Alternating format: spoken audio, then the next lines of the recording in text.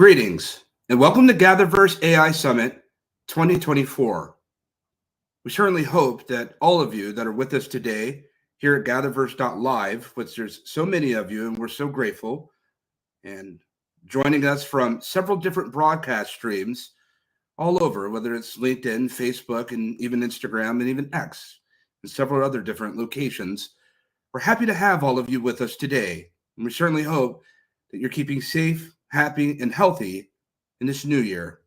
A special shout out to our small community that's even hanging out in YouTube for chat expressions. This is an important time. This is an important time for technology and the advancement of growth, but also an important time for humanity and more.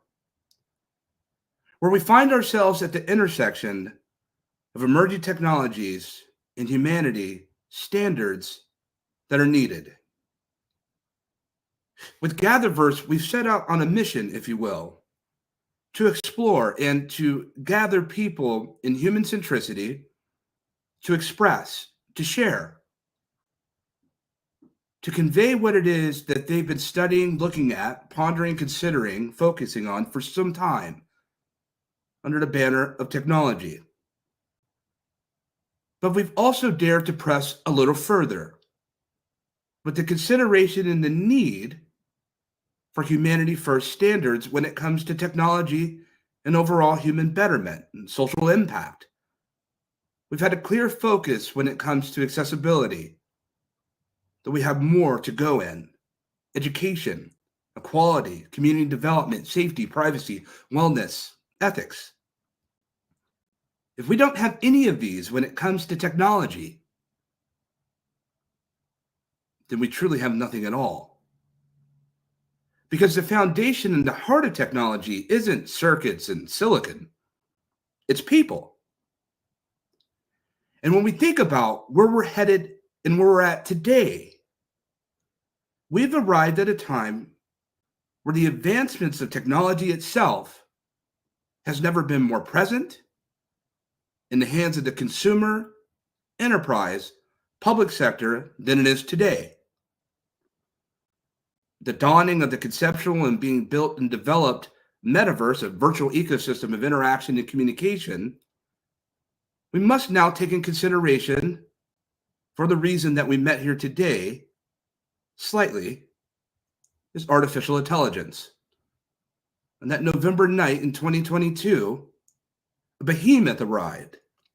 Not that AI is new, it's certainly not. There's a history to it. It's been around for decades, and we've been involved with it for decades. And you'll find people that are with us today who we've assembled, voices and speakers from around the world, to share in this. But with a clear emphasis more on people than AI. So I hate to break it down to some of you that may have arrived today. We're not a platform that's based on products. In fact, we'll probably talk about 10% products, 90% people, as we should. This is an AI summit that's more about people than it is about AI. And why? Why is it more about people? Because we have a great concern and consideration, but also with the note that this isn't the existential crisis summit either. We've had enough of that in news. We'll talk a little bit about existential crisis, but let's be candid that there was existential crisis ever before this ascension of AI. And just because us technologists deem it an existential crisis, it doesn't prioritize our existential crisis of what's important and what's not. AI has many capable values that are good, but it also has the capability to be quite bad. But what we can't afford to do is head into this forward head on with news headlines that are blustered with whether this technology is dead and this technology is alive. That's not how this goes, because we've never come this close ever in our history when it comes to technology to building at the scientific level, to building so close to physics,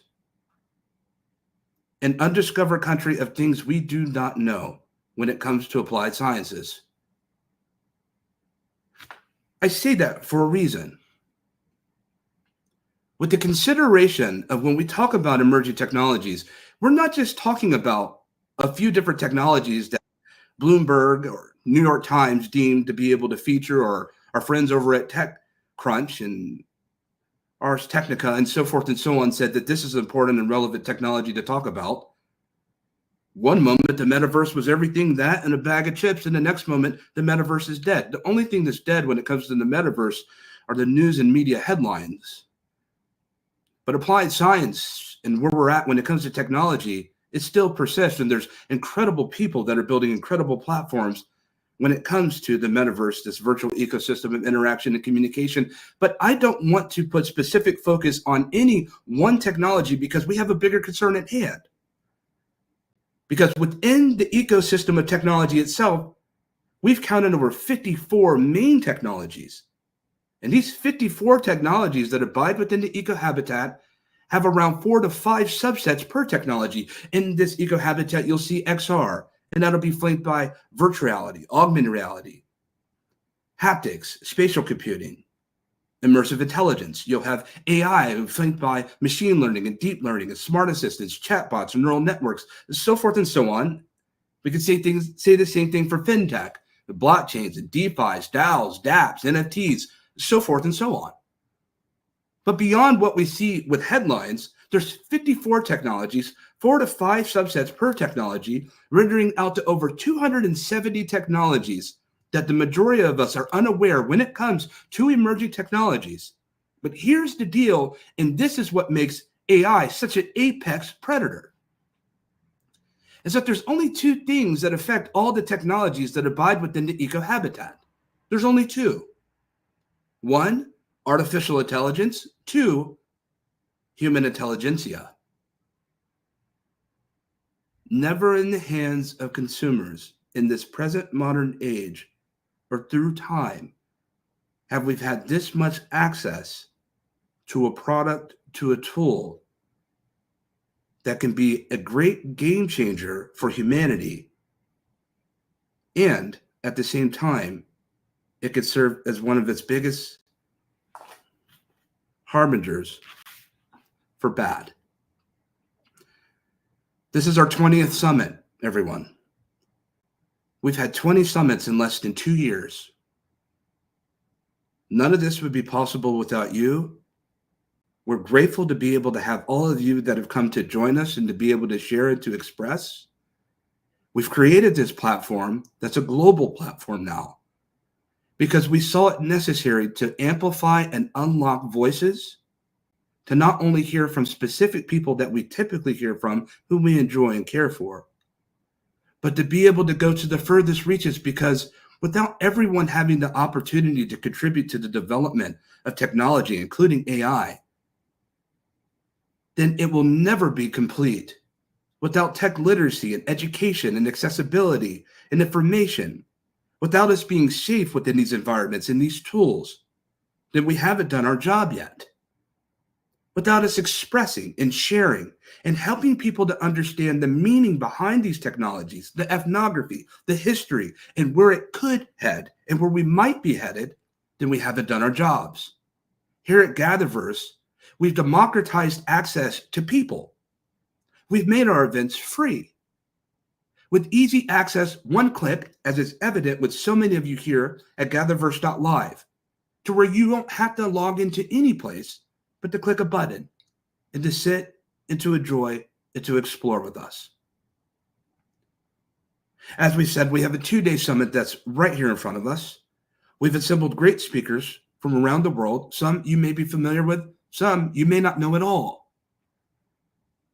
But we ask for you to share this program, to share these moments, these expressions, to approach this with an open mind as we go and explore the metaverse, AI, humanity, people, and the cause for which I hope that we've been developing and building technology for all of these years, which is the most essential and important for human betterment, to show us more of what we don't know, to help us understand more of what we've been looking at, but we haven't completely comprehended.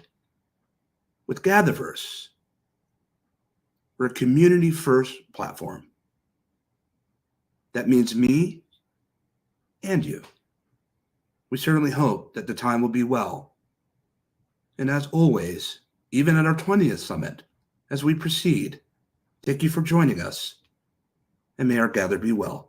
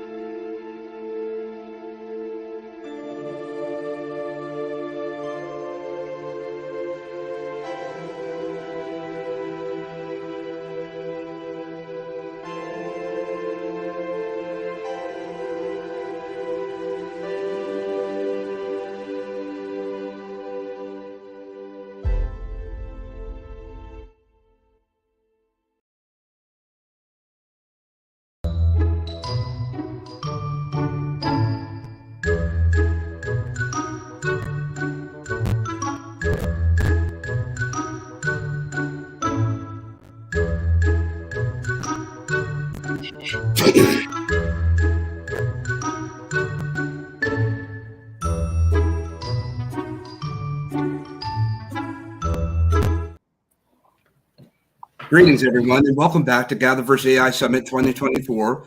We're thoroughly happy to see all of you today that have come to join us at this extraordinary summit, this two-day summit, where we have speakers from around the world that have come to convene with us and to be able to share with us today. Today, our kickoff session, our roundtable discussion, in dealing with the AI-powered metaverse to impact the spatial computing in the AI era, as we find ourselves on the heels with just a few days at Apple, which is already sold out, the Apple Vision Pro is already making extraordinary leaps and bounds. And we're also seeing with platforms such as Meta and HP and Microsoft, these giant behemoths of technology, we're seeing incredible growth and we're seeing distribution. But we're about to see more in a completely different way. But rather than let me tell it, we've assembled experts here.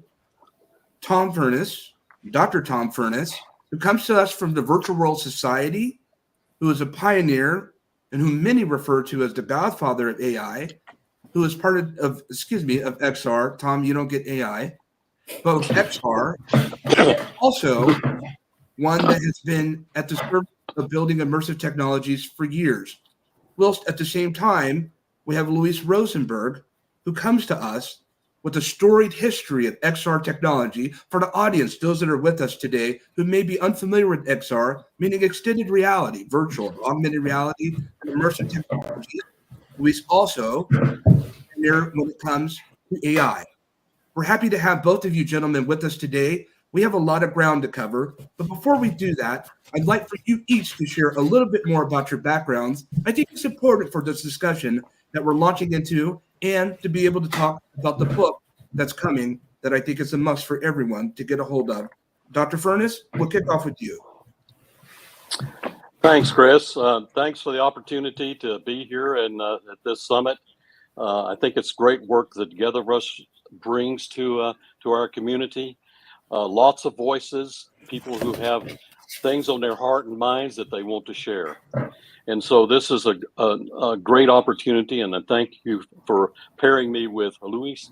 Certainly, he's a giant in this industry, and you'll probably hear from him about his new book, of which I've fortunately had an opportunity to participate in producing it.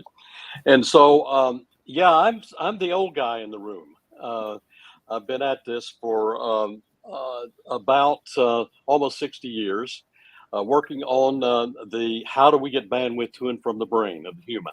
And I started out, and my first gig was 23 years working for the U.S. Air Force, and since that time, being a professor for another 33 years, and sweating off 27 companies in this particular domain, and a bunch of patents and things like that. But it's interesting that to me, AI is nothing new. I mean, it was in my super cockpit. And I can talk about that a little bit later. But this is back in the '80s, where we were actually putting these kinds of components, R2D2, into the backseat of the cockpit and things like that.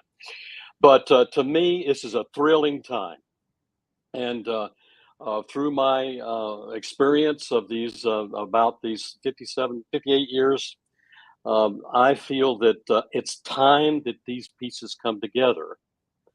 I agree with you with your introductory remarks about the metaverse. Metaverse isn't dead.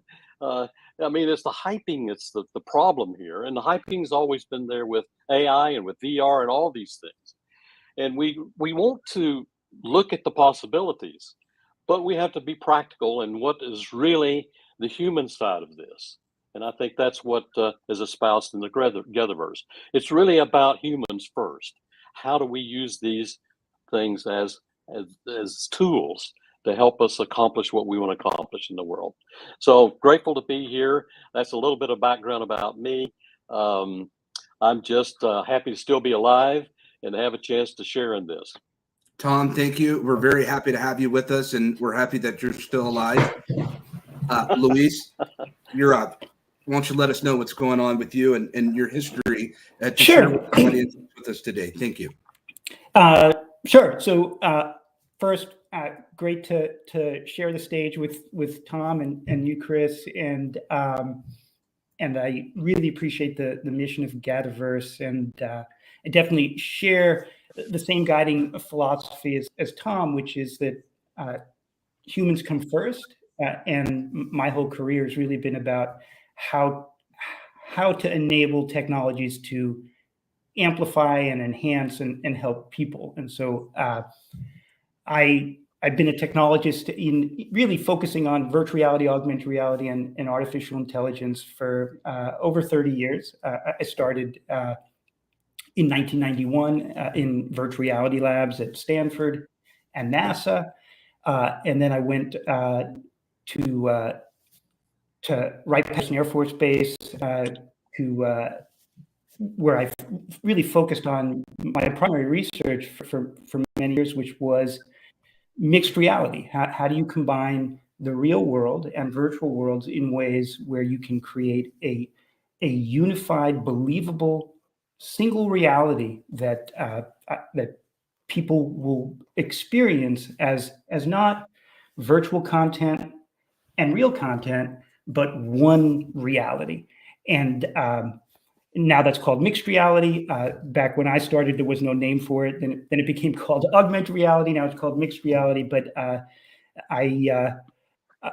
and we'll talk about mixed reality coming up. But then in 1993, I founded one of the early virtual reality companies, a company called Immersion Corporation. It's actually still around today. It's over 30 years old. We brought it public in 1999. But I left in 2002 and founded an augmented reality company called Outland Research that Google acquired in 2011. And then in 2014, I founded my current company, Unanimous AI, which is an artificial intelligence company, really a very different type of AI company. Instead of focusing on using AI to replace people, we focus on using AI to connect groups of people together and amplify collective intelligence, group intelligence. We do that in traditional environments and also in immersive environments, and we could talk more about that. But ultimately, I spent the last 30 plus years working in VR, AR, and AI, and I really believe that these technologies can help humanity to do amazing things, and these technologies are coming together in a way that's never happened before. Like really coalescing. I think that's terrific. I also write a lot about the dangers of this coalescence, because there's, the power of enabling AI in immersive environments. It's a power that can do amazing things, but it also can be used by bad actors to do terrible things. And I think it's really important to raise awareness about that, and help policymakers and regulators prepare for what's coming. Indeed. Gentlemen, we're very happy to have you here, and thank you for those brief remarks and introduction as we head into this discussion. To the audience that's here, what's most pressing about when it comes to AI for you? Feel free to share that with your neighbors or your colleagues who are watching this here today, and those of you, whether on the Meta campus or other different campuses here that assemble with GatherVerse. What is it that's most pressing when we look at this intersection of AI and the metaverse?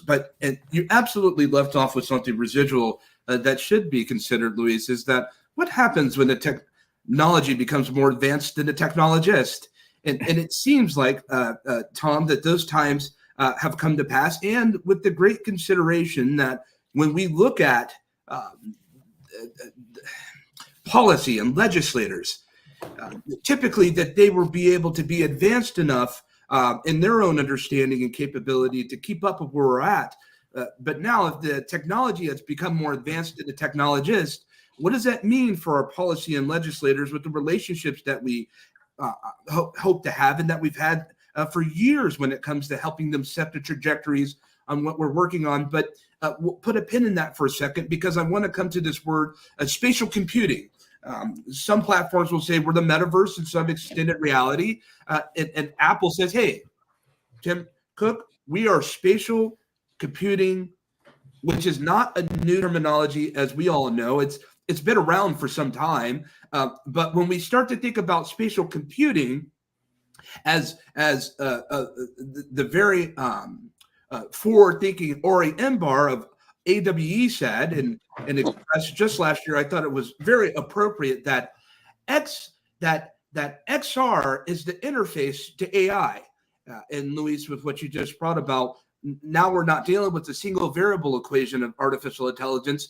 We're heading very soon, Tom, Dr. Furness, into a time almost present to where we'll be interacting with AI in hyper-realistic, immersive simulated environments. But what I want to start off with is our first question. It's how does spatial computing in the AI-powered metaverse differ from traditional virtual environments? You asking me first? Yes, sir. Please.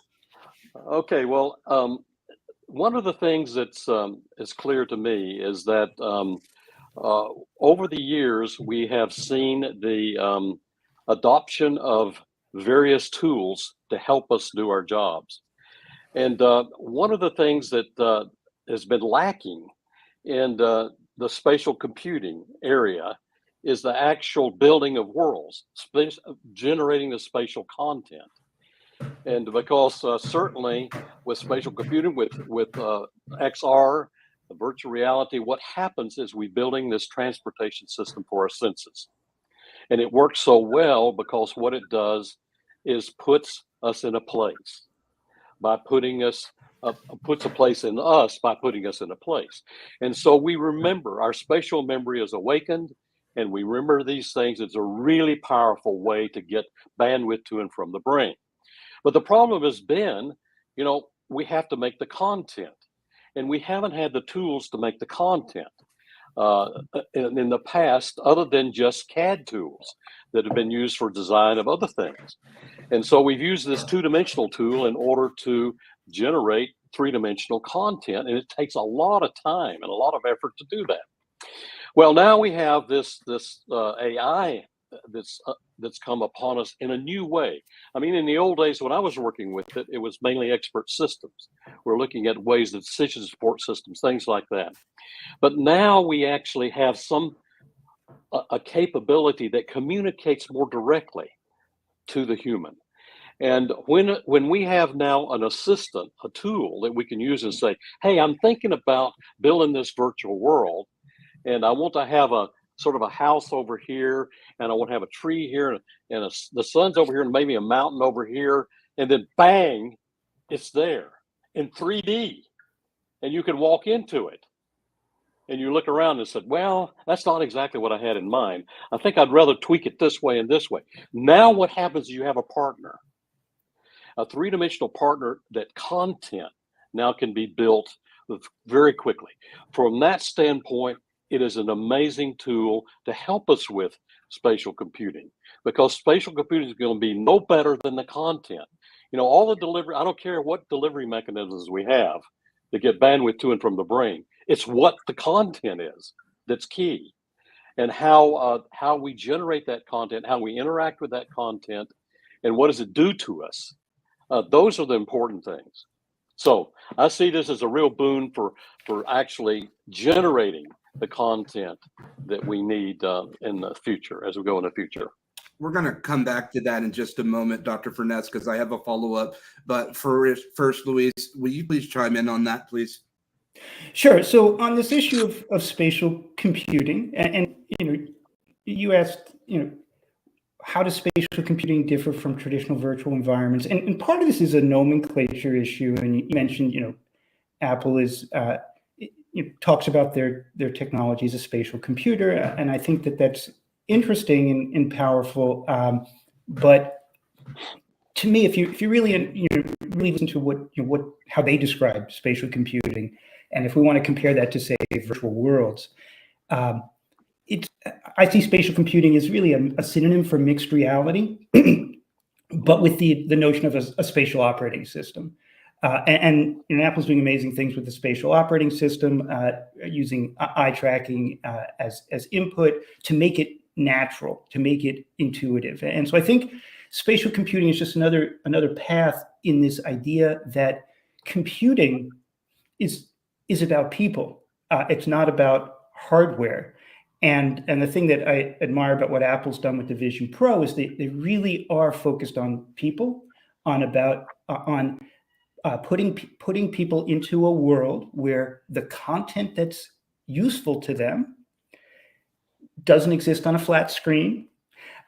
It doesn't exist on their little phone that they're staring down on. The content that's valuable to them is just spatially placed all around them in the locations that are useful. And so when I'm thinking about the difference between spatial computing and virtual worlds, it's really about the difference between entering a virtual space that's fully simulated, where you, the person, are inside that space, versus keeping the user, keeping the human in their natural environment and giving them the content that's most useful to them, but doing it in an immersive, natural way, so it just feels part of the real world. Sure. And again, we've called that augmented reality or mixed reality for decades. I personally think that is the future of computing, mixed realities. And I actually been arguing and advocating for mixed reality really since 1991, and it was really the focus of my effort when I started my career, for a really simple reason, which is that when I started working in just purely virtual worlds in the late 80s, I felt like this is amazing technology, but people don't want to be confined to a fully simulated world. And I think it's great for short periods of time. It's great for specific experiences, whether they're entertainment experiences or professional experiences that last a couple hours, similar to like losing yourself in a movie. But beyond that, people do not want to be cut off from the real world. And that's one of the things that, for people who've been in the field for a long time, way at the beginning, the headsets were really heavy and cumbersome, and people didn't want the experience for a long time. And people would say, well, when the headsets are really lightweight and the graphics are better, people will be good with it. And I always thought, no, like they don't want to be cut off from the real world. They want both. They want the real world and the virtual world. And I think we're finally getting to a point with the Vision Pro and with some other devices that are coming out, both from Meta, from HTC, finally getting to the point where you can create a mixed reality where people really feel like there's just one reality and they're just going to do work. They're going to do work in that one reality. It includes virtual content in the place they need it, at the time they need it. But it doesn't cut them off from the coffee cup on their desk, and it doesn't cut them off from other people in their office and in their room. And so I look at spatial computing, the phrase spatial computing, as a way of just reminding developers that this is about putting content into our natural spatial world, which is the way our brains were meant to receive information. It's as Tom says, and I say this all the time, it's how we remember information. It's like our memories are spatial. This is how computing should be, and we're finally getting to that point. And so yeah, I think it's a very, very exciting time for the field, and we're bringing AI into it as well, which is, as Tom mentions, is a critical part of actually allowing the content to be created, because that's the next step. You could have all the technology you want, but without content, nobody has anything to do. Indeed, and I want to go a bit off the tracks here for a moment, because this is the GatherVerse, and we're talking about spatial computing, and it's so present because we're talking about this Apple Vision Pro, Dr. Furness, and so it's not, I guess the metaverse is cool again, apparently, but that's fine and neither here nor there. But I want to ask this question, not the one we see on the screen, audience. I have to ask, because this conversation is begging to be asked, of this question is, Dr. Furness, why do we extend reality? We talk about extending reality. I often say if we're going to extend reality, then we must bring reality with it. But why do we extend reality when this reality I see at the moment is perfectly fine? But as technologists and explorers, we're building and we're gaining off of something. And I know, Dr. Furness, you've been such an advocate, and you are such an advocate. We talk about unlocking the mind, if you will, whether you'll go off and venture off into this particular vertical or not, per answering this question, sir. But why do we extend reality, and what is the importance thereof in this present time? That's a really great question, Chris. Thanks for that. I believe it, and what happens, these tools we have extend our humanity, make us more human, make us comprehend more. I mean, I remember a conversation I had with Jaron Lanier. This has been gazillion years ago, and we were talking about, the VR does not take the place of the real world, or mixed reality does not take the place of the real world. What it does is augment it. And what do we mean by augment it? It means our ability to comprehend it, to behold it, to take it in us. And one of the things we were talking about at the time, I mean, we were pretty crude at the time, but this idea of a virtual forest. What if we could build a virtual forest? And in that virtual forest, we actually become a tree. And we grow up in this forest. And one of our friends that's with us is actually an earthworm. Another one is a bird. And another one's a squirrel. And we're sort of there together, realizing there is an ecosystem here. There's a cooperation that's taking place. And we realize that, wow, the reason we're able to grow is because of some programming to begin with in the seed. We're taking nutrients from the soil. We have our branches stretched out. We're getting photosynthesis. Rain is coming. All of these things. And we begin to see how that all works. Now, does that take the place of a real forest? Absolutely not. But when we go into a real forest and look at a tree, we comprehend way more of the glory of a tree than we would otherwise. And the bird and the earthworm, and how all of these work together. So the idea is that it expands our comprehension. It adds more. And we can see things we couldn't see otherwise. We can see, even into the infrared and into ultraviolet. We could see flowers the way a bumblebee sees flowers, and therefore understand more and appreciate more the wonder of nature. So it's there. It's been there all along. We just didn't have the ability to see it or hear it or touch it in a way that we can now with these new tools that we have. And as a follow-up, Dr. Furness, why is this so important for platforms and so many of the thousands of people that are with us today? Why is this so important for us to be able to even to consider the relevancy of becoming that bumblebee or a blade of grass when it comes to the metaverse and virtual environments? And what does that mean for education and generations in our youth that are arriving with these technologies that we're inventing and that we're building and producing? Well, we have to understand that this whole process of evolution has been ongoing for millions of years. And here we are, a little speck in that period of time. And that we need to appreciate, the wonder and the way that nature works and the way it experiments, the way that these transitions take place on a gradual way, and realize that we're a part of that. It's not like we're separate from it. We're a part. And the decisions we make can interrupt or disturb that process. So if we're going to save our planet, which is really, as we all know, we've done a number on our planet, right? Mother Nature's going to divorce us here before too long.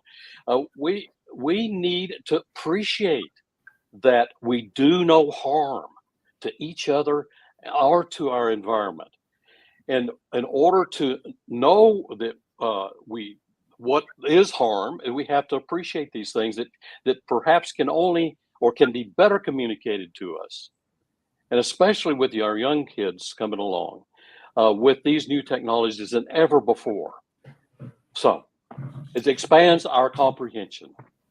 Thank you, Dr. Furness. And Luis, this brings us into a perfect segue when we talk about the risks that are going to be associated with the AI-powered metaverse. And I think it's a good time to be able to bring in our next reality, the book that you and Alvin Graylin, who couldn't be with us today due to travels, and then such as Dr. Furness and even Peter Diamandis has had an opportunity to be able to share some expressions.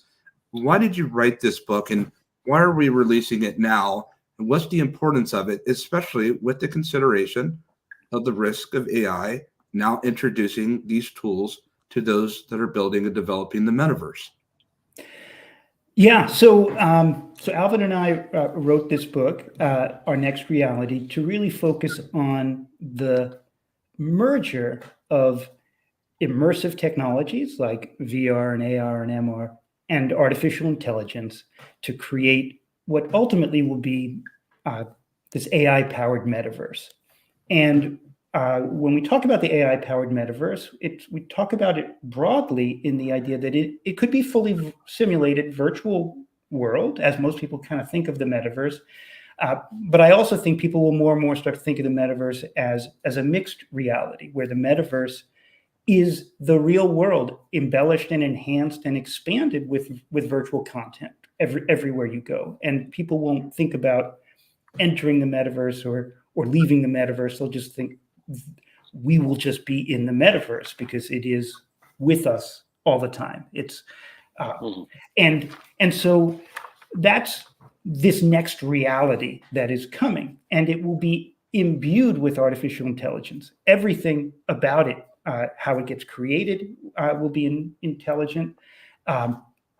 The world itself will react to us intelligently. It will know us. We walk into a room, it will know us, and it will modify that room for us. And so now we're talking about a reality where the world itself has different physical properties. It has intelligence. It has intelligence that gets to know each of us and change for each of us. And that's really exciting and really interesting and amazing things you can do for education but also really scary, because an intelligent world could be used as the ultimate form of persuasion or manipulation or influence. And so we wrote this book almost as a debate, and both Alvin and I see both sides of the picture, but Alvin took the positive side in the book, and I took the negative side in the book. And so I focus really very much on what are the how could this go wrong? How do we have to protect it against things that could go wrong? And my biggest fear at the highest level is if you imagine that, okay, now we're gonna immerse everybody in a world where immersive content just is everywhere you go. It's AI powered, so it can adjust to all of us in real time. And it could be controlled by third parties, corporations.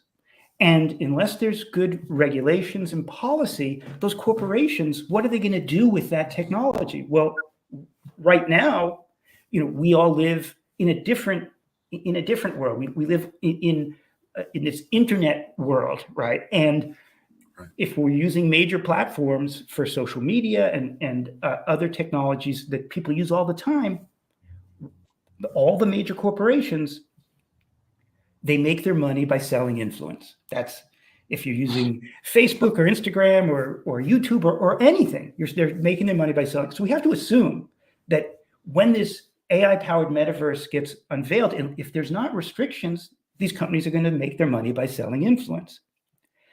There's nothing wrong with that, but we have to realize that when it's AI-powered influence, the capabilities are really, really dangerous.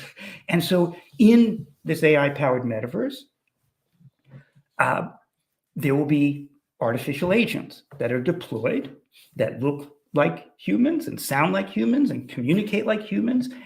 They will be pitched to us as virtual employees that are, so we don't need if I have a virtual store, I don't need to employ a human. I can have an AI agent or AI assistants that are with us all the time helping us.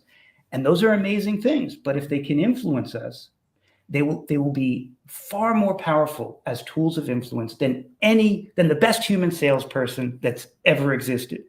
And that's because these AI agents, we can think of them as virtual salespeople or virtual spokespeople. These AI agents will be trained on cognitive psychology and sales tactics and marketing tactics, and they will be given an agenda if they're allowed to. And that agenda could be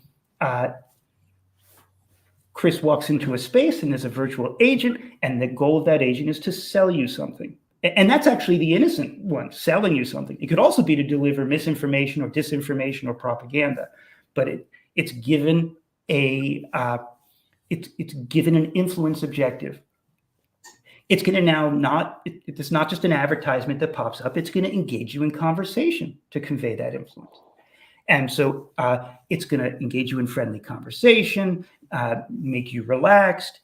It's going to then do what a great salesperson does. It's going to start pitching you, but it's going to watch your reactions to how it pitches you. So it's going to pitch you on a new car or some idea or piece of misinformation.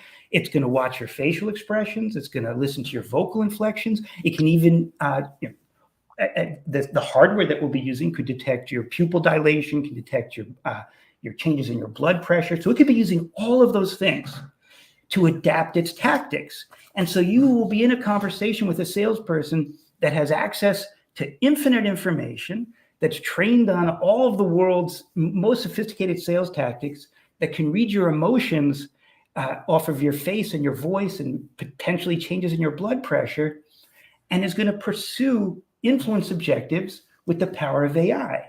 Like, what chance do we have to resist that? That is the ultimate danger unless it's restricted. I usually refer to that as the AI manipulation problem, because the problem, so much of what regulators are focused on right now with AI is, AI can be used to deploy traditional misinformation, create documents at scale, fake news at scale. That's real, but that's not the danger that's coming. The danger that's coming is that we're going to be in a world where AI agents and humans coexist.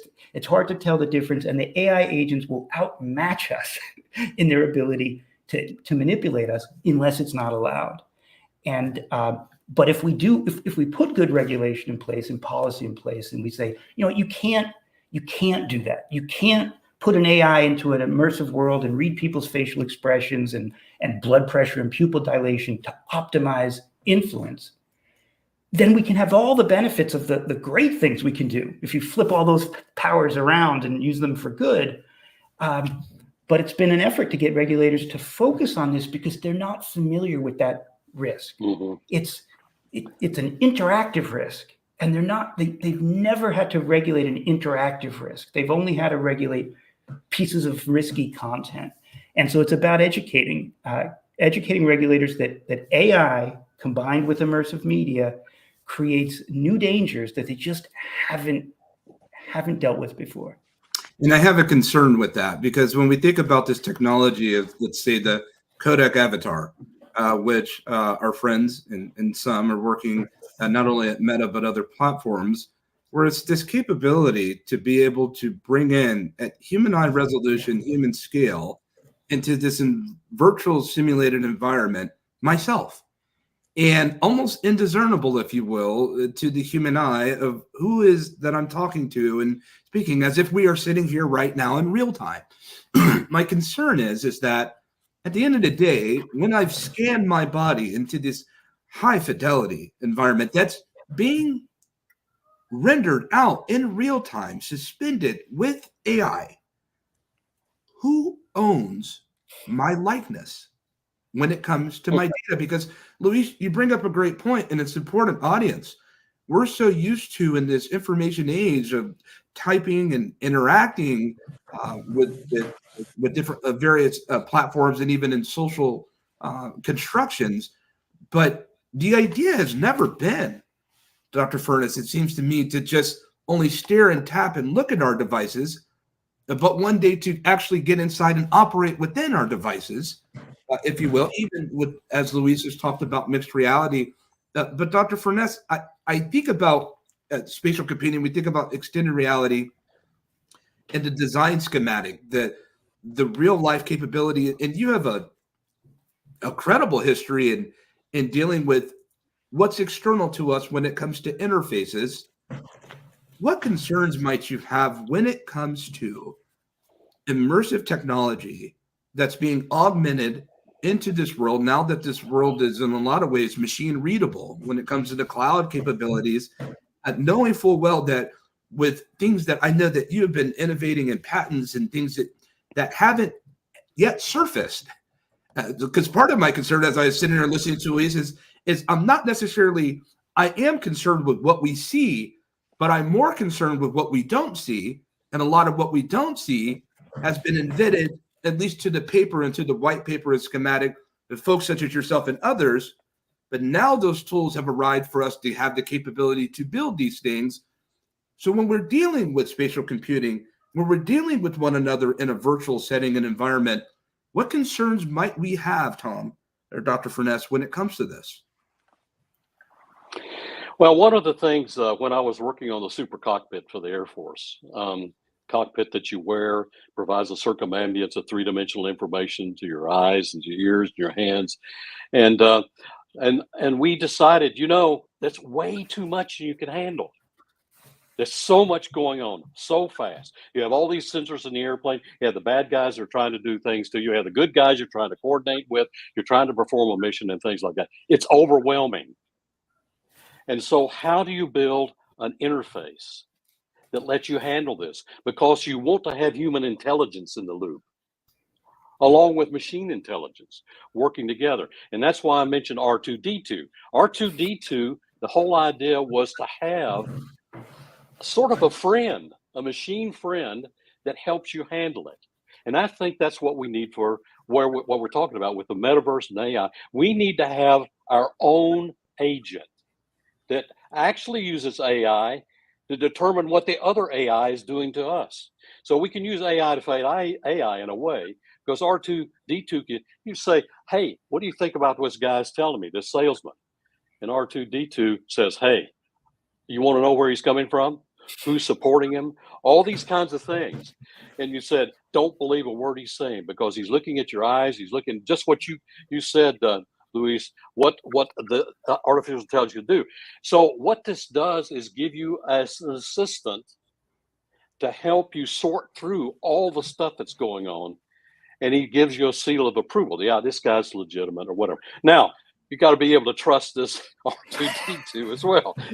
And so it goes on and on and on. Who are you going to trust? And unfortunately, what's going to happen, I think one of the downside of this is you aren't going to trust anything.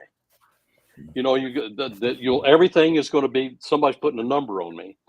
And we already know that whenever we log into some app is sucking up everything it can about us.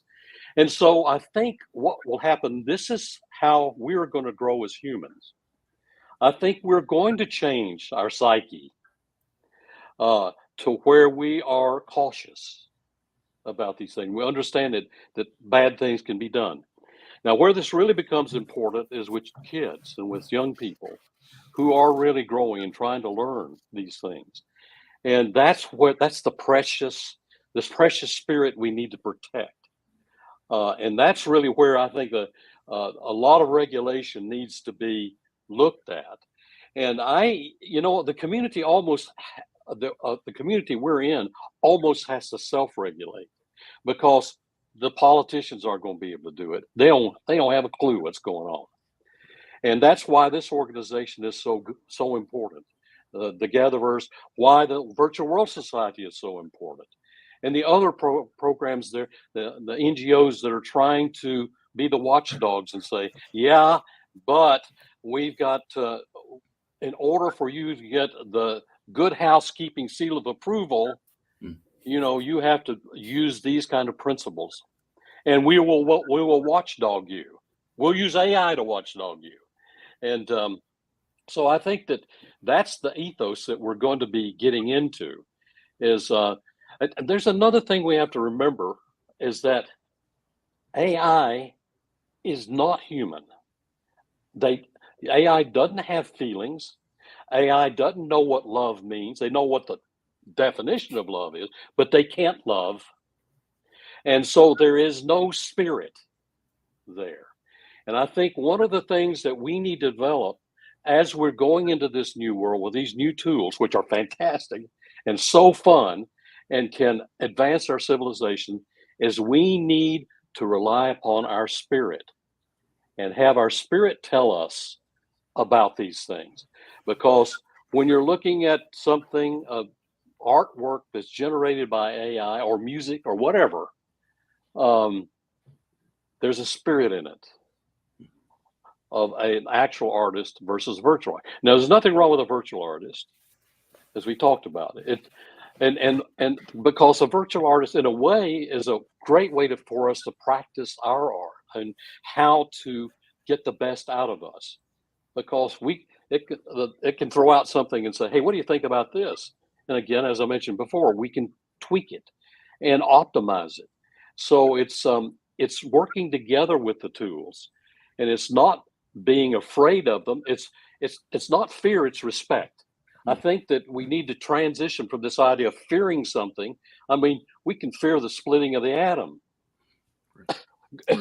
because it can destroy us, right, or it can give us unlimited energy. So it's not as much fear as respect, and put it in its right place. And that's where we have to be doing more thinking about this and using our tools to help us with our tools, as it were.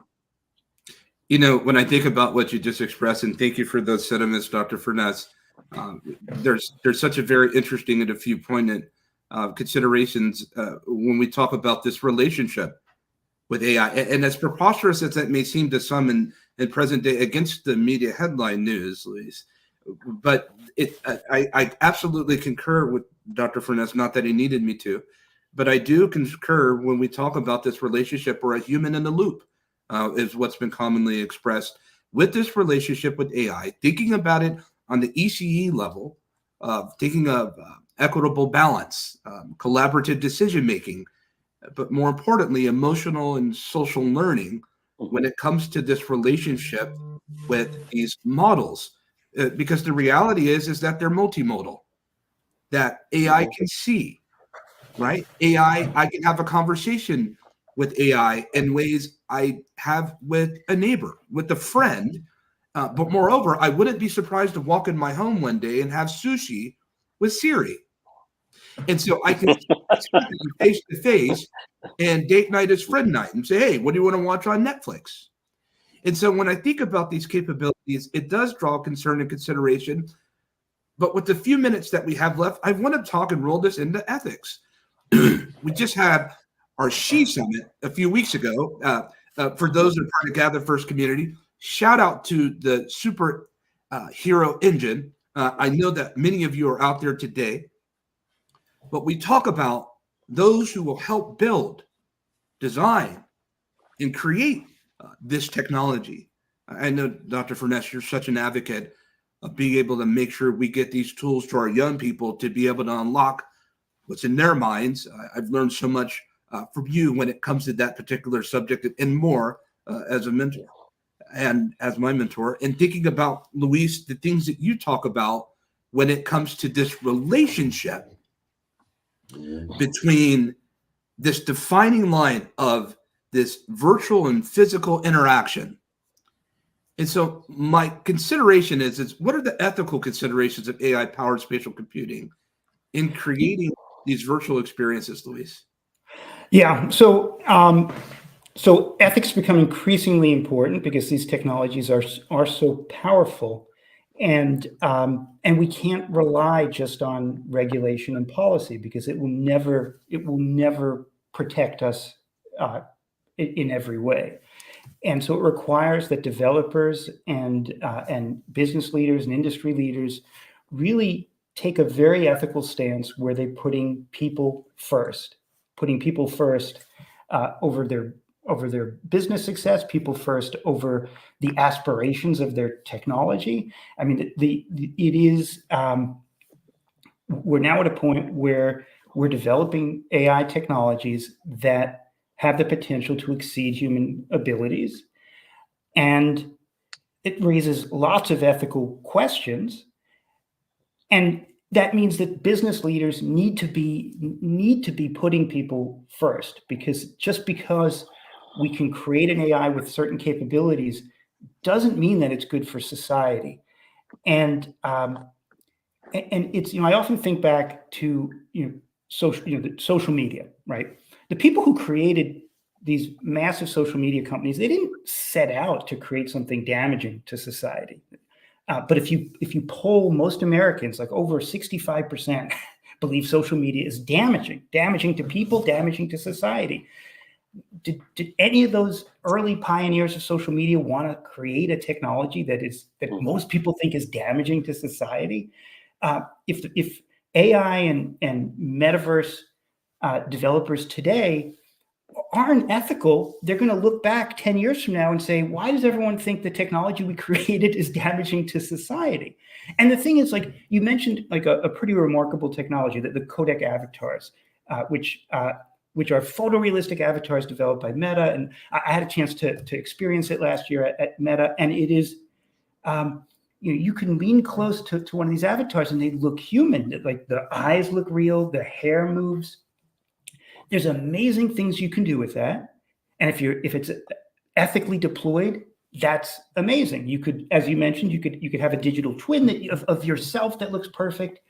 But if it's not ethically deployed, somebody could hijack that avatar, and now you suddenly have an evil twin that's out there, looks just like you, and is representing you in the world, or looks like a family member who engages you to get your bank account information out of you. So every time one of these technologies becomes better, more powerful, like these purely remarkable avatars, there needs to be regulatory oversight, but it also means that everybody everywhere in the loop needs to be ethical, because it's the people, it's the engineers on the ground who will be the first ones to see how these things can be misused.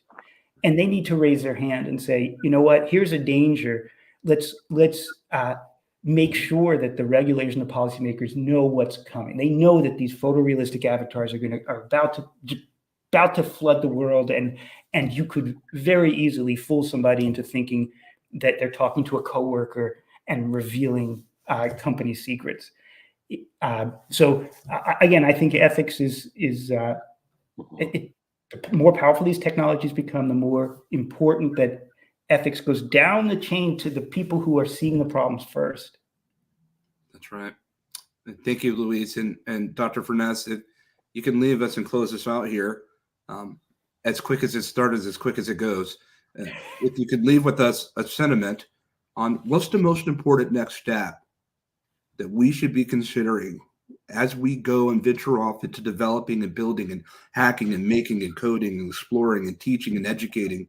What's the most important step that we should know on this journey, sir?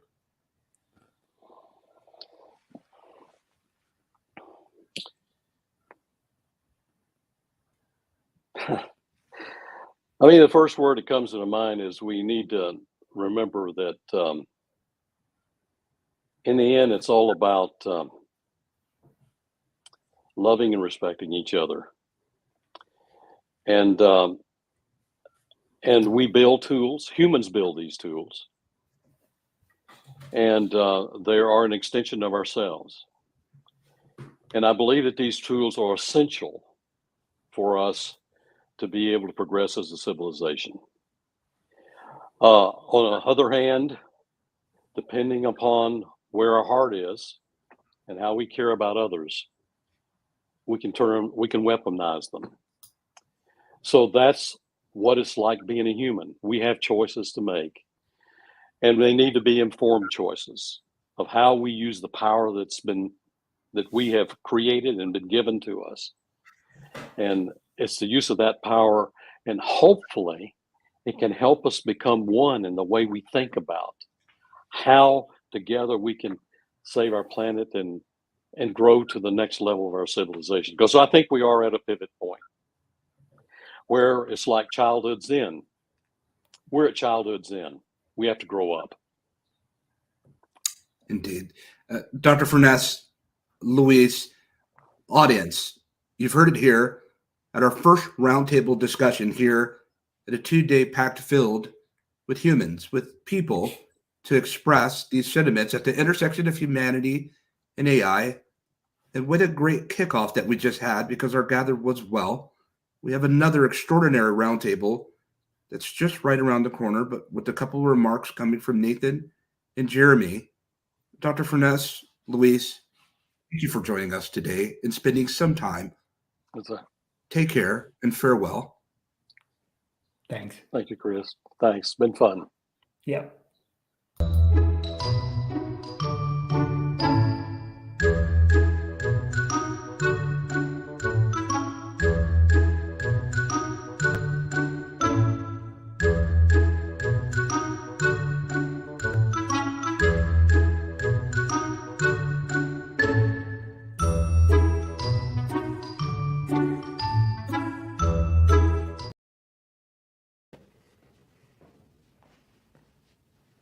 Hi, I'm Jeremy, co-founder of TrustBytes, and today I'd like to dive into a burning question. Are exponential technologies new miracles or cybersecurity nightmares waiting to happen? First off, a big thanks to the AI Summit team for this incredible gathering. AI, blockchain, quantum computing, they're not the future anymore. They are our present and are already reshaping our lives. But folks, let's not kid ourselves.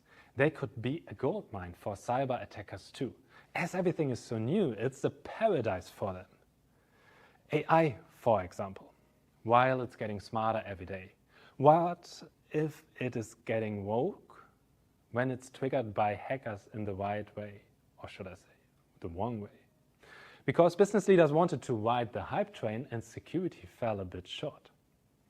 In fact, the logistics company DPD launched an update of their customer service chatbot last week. As a result, the bot went woke, cursed at customers and criticized the company itself. Okay, you might say there's some reputational damage here, but the dangers are still small. What if that changes soon? Let's think a little bit about scale.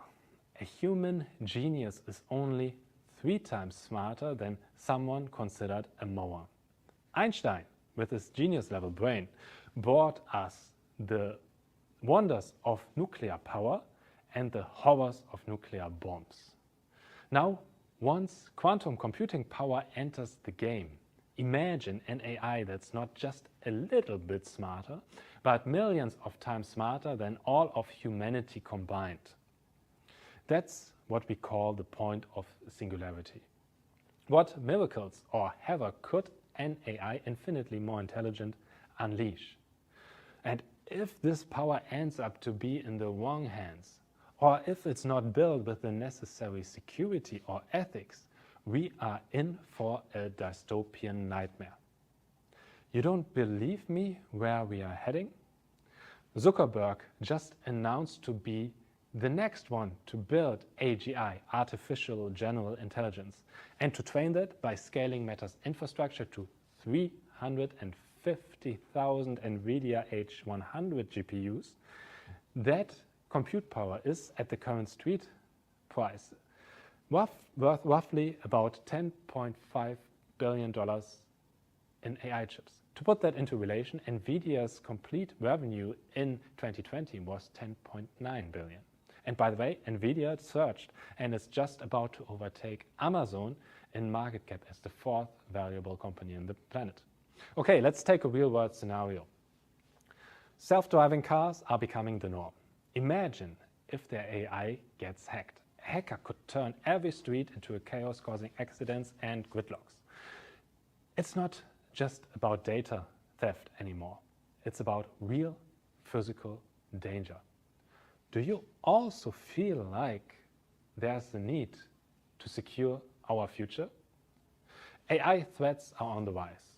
For instance, we are moving away from passwords to more secure standards like FIDO, which is great.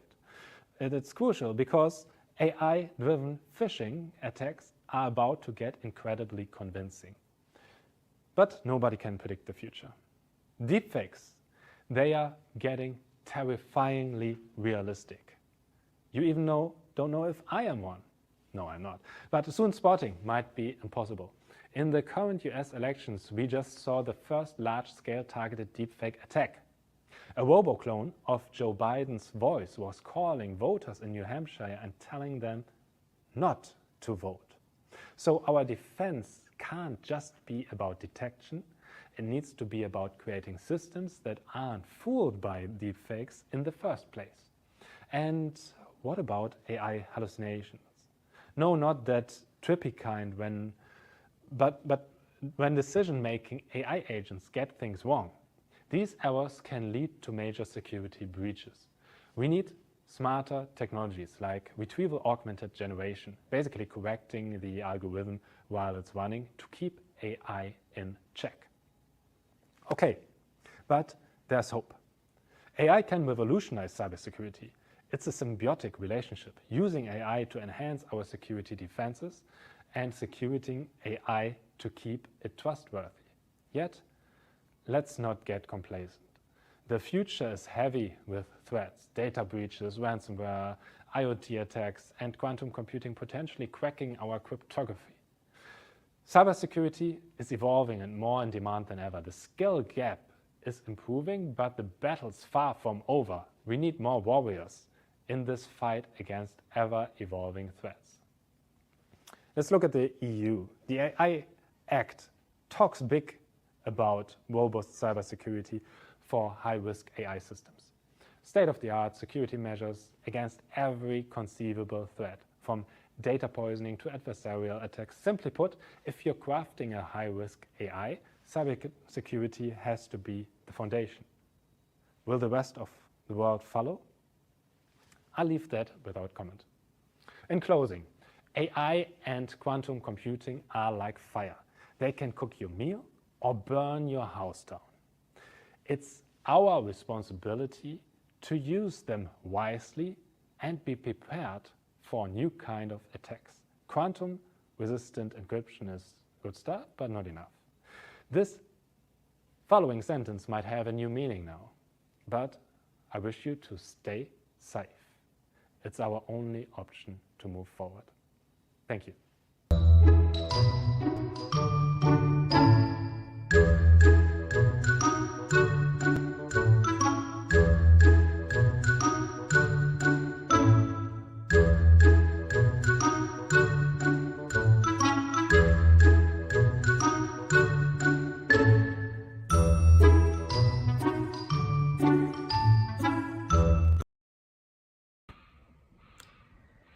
G'day folks, my name is Nathan Kinch, or Nate Kinch for short, in a world where we seem to struggle to keep quality attention for more than a few seconds at a time. I find the one syllable is pretty helpful.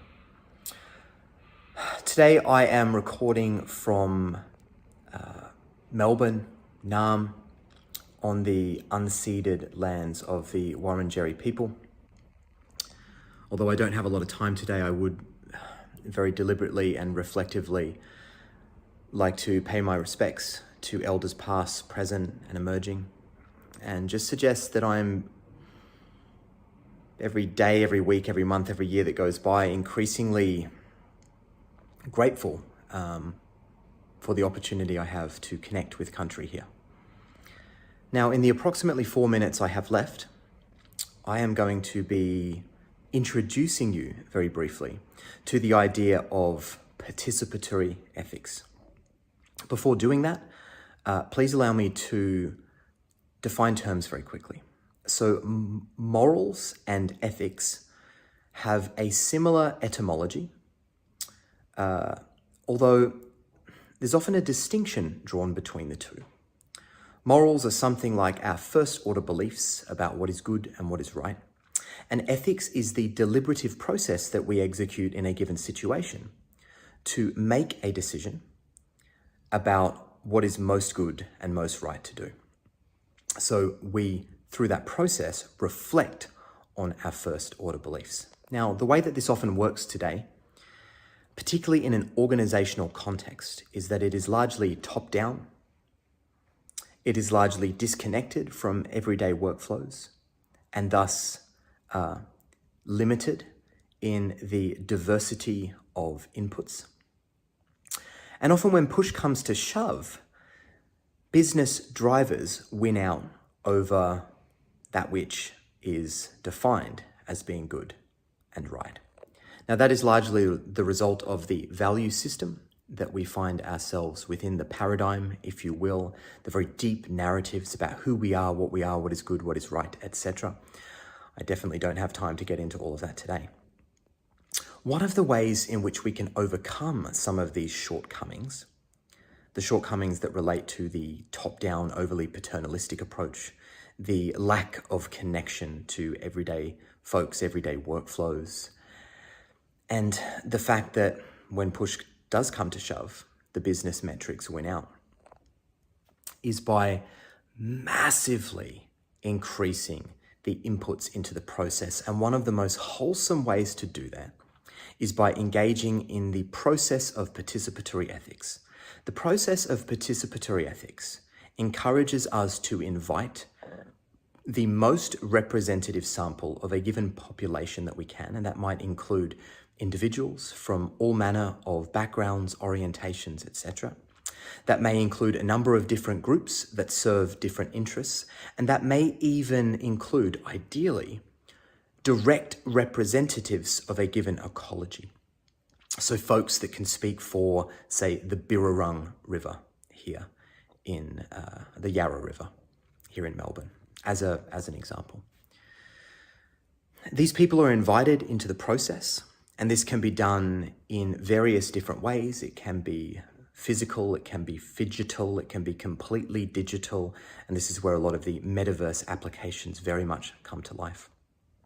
They engage in the process of moral reflection, deliberation, and imagination. They define an actively hopeful vision for the future together. They instantiate a pluralistic value system that really does represent and celebrate the diversity of all of the participants. They engage in the process of trying out new things. They put them to the test. They constantly observe and attempt to meaningfully measure. And every step of the way, they're not second-class citizens. They are active participants in the process of defining what is good and what is right. And as a result, they are active participants in the process of shaping the future we and hopefully many generations will inherit. If you'd like to learn more about my work, you can head to trustworthybuy.design or connect with me on LinkedIn. I hope you enjoy the rest of your time at this particular summit. Bye for now.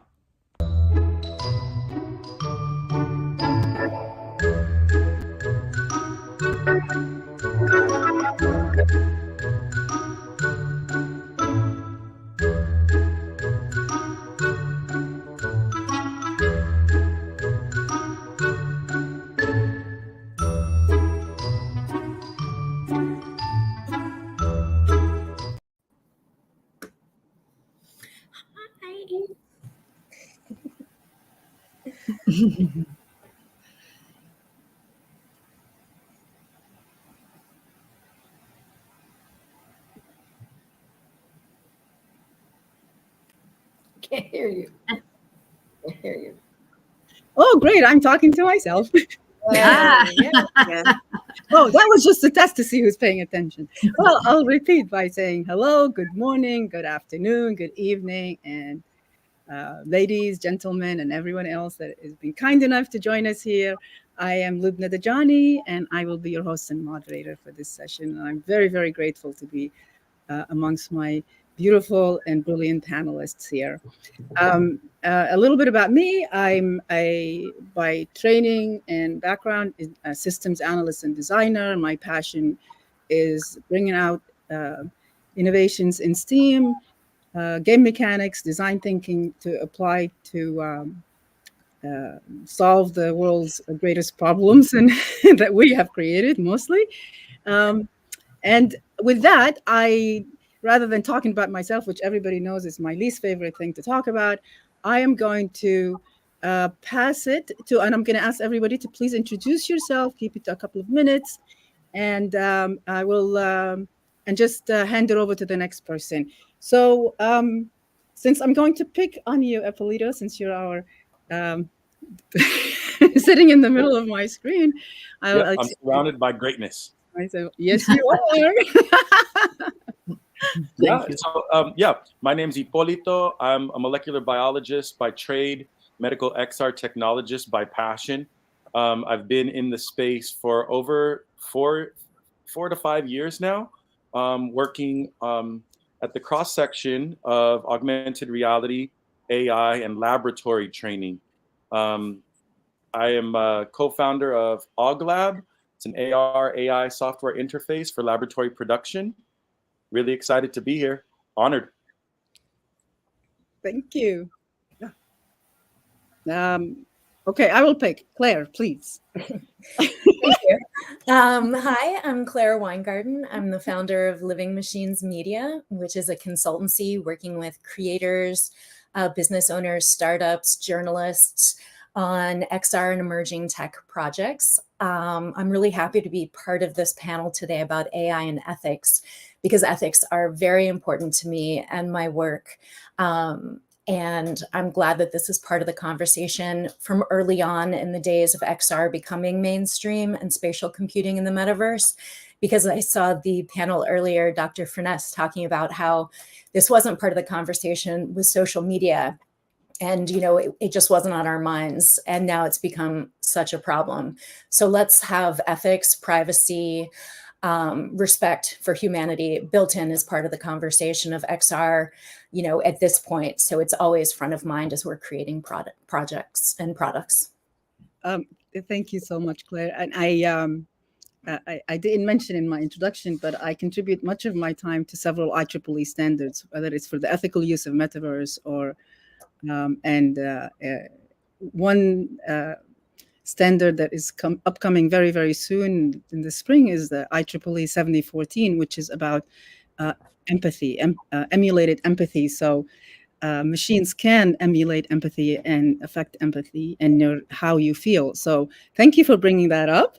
And we will weave that in for sure here. And I invite all of you to check out 7014. Tess. Hi, yeah, I'm Tess McKinney, and I'm super excited to be here. I'm the CEO of X Renegades. What we do is we help colleges and universities implement XR labs, mostly in healthcare and education. And we're building some projects on AI in, application, VR, virtual reality applications. With diversity and emotion and empathy, and utilizing it to, I use it every day for, note taking. And I mean, all the things that you can do with AI right now is just exploding. And we definitely need to have a way to kind of focus those areas so it just doesn't explode and not have any governance or anything. So I'm very excited to be here. Thank you. Thank you. Lizzie? Hi, everyone. I'm just a publicist. You know, if you have a project in XR and want to get some eyes on it, you call me. And that's all I do. It's all I've been doing for about 9 years now. And that's it. That's it. That is perfect. I mean, if a tree falls and nobody knows about it, did it fall, right? Did it fall? Exactly. Exactly. You know, what's interesting is so many XR projects are scared of controversy.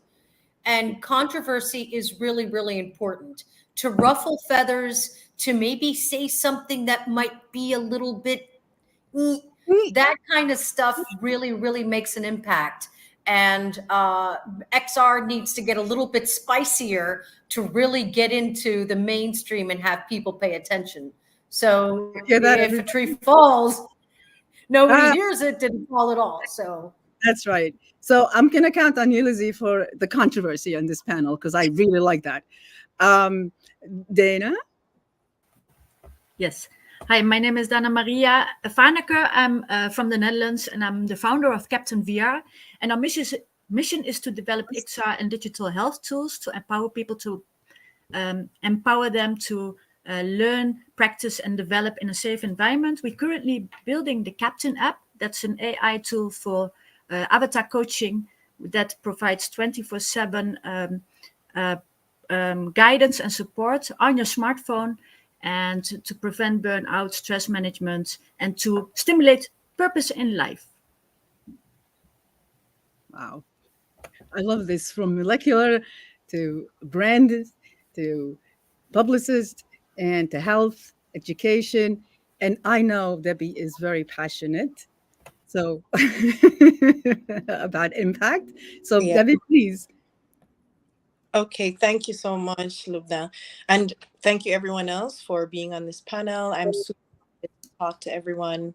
I am extremely passionate about this as a creative technologist, educator, and performer. About me, I work primarily with education and entertainment as a CEO of my company, Orion Digital Inc.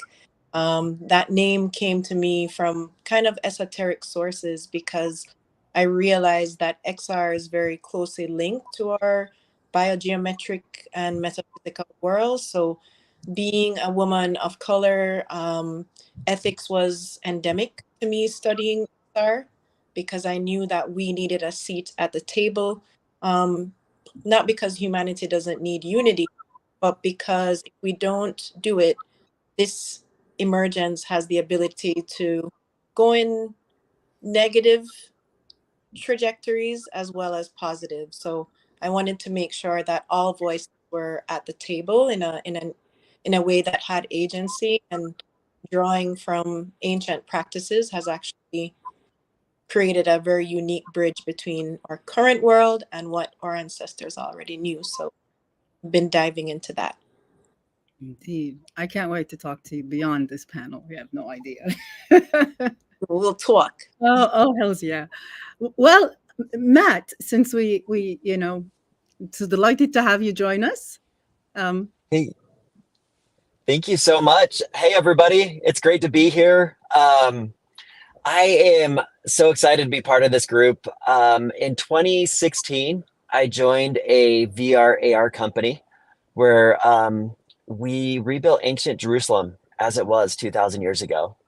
And you could imagine the fights in our office between religious leaders of all different sects, archaeologists, and it has been an amazing experience.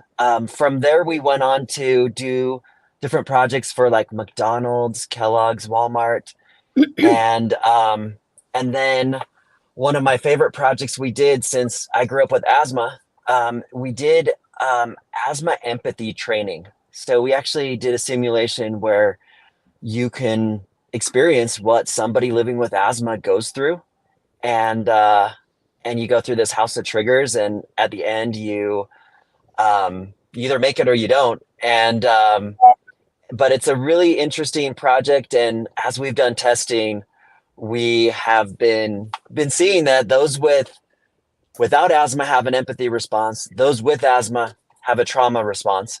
So we have a little work to do to figure out like what's the best way that we can move forward and help people with asthma and other conditions. So that's my life in XR. And then last year, last ski season, I'm here in Salt Lake City. We launched AI Revolution Labs. So we are an AI consultancy for business performance on our consultancy side. And then we have a lab where we actually build out really cool AI projects. We have a bunch of people who do LLM training, machine learning, like you name it. It's a really great group of people, and we're excited to frame the future of what's possible as we merge XR with AI, and do it in a really, really interesting way where we try to find the positive, we try to find the good, and we try to promote that through our company. Wow. Ancient Jerusalem, I have to say, I was born in the old city of Jerusalem, so I'm dying to see if you still have. Oh, you're gonna love it. You're gonna love it. And I think that is, a phenomenal use case of something like XR, because and just the whole immersive experiences that could help us bridge us and take us backwards and forward and get to know each other, and that the whole. I'm also very curious about the empathy versus the trauma response, but we can have a whole session on that. The other day, someone says to me, somebody who is very involved in the metaverse, and she says, "Oh well, now everybody thinks that AI, killed the metaverse star." Remember? Well, we may not. Well, some of you may remember. Video killed the radio star.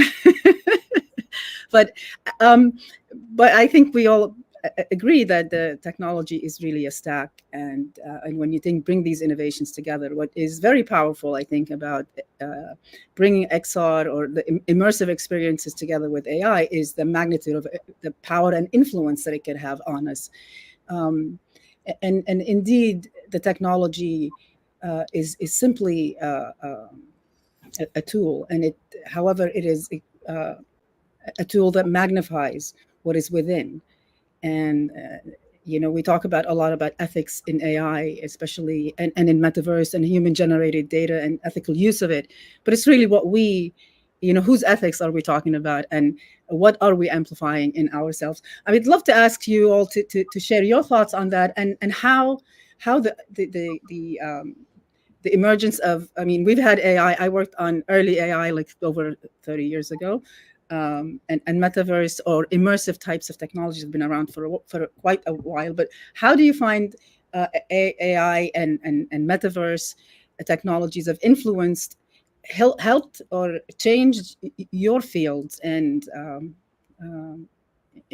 what are the most challenges? And you can just, whoever wants to go first. Otherwise, I will pick on.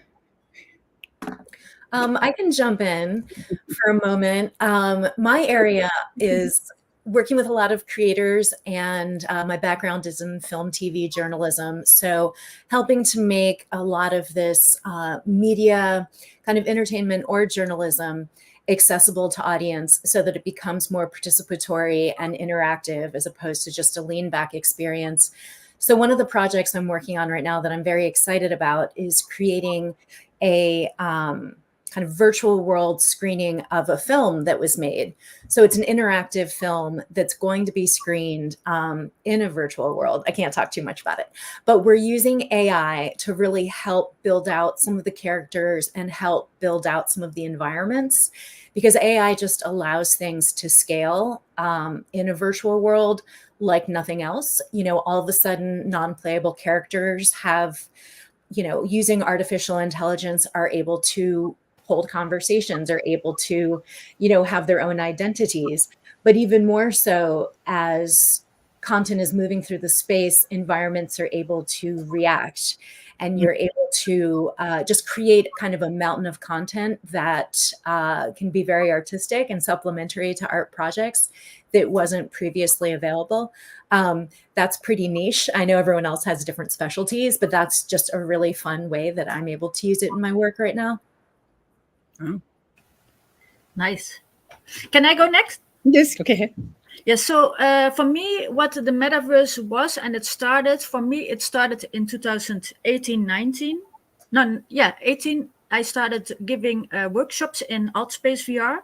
We called it in VR at the time. I did it with educators in VR.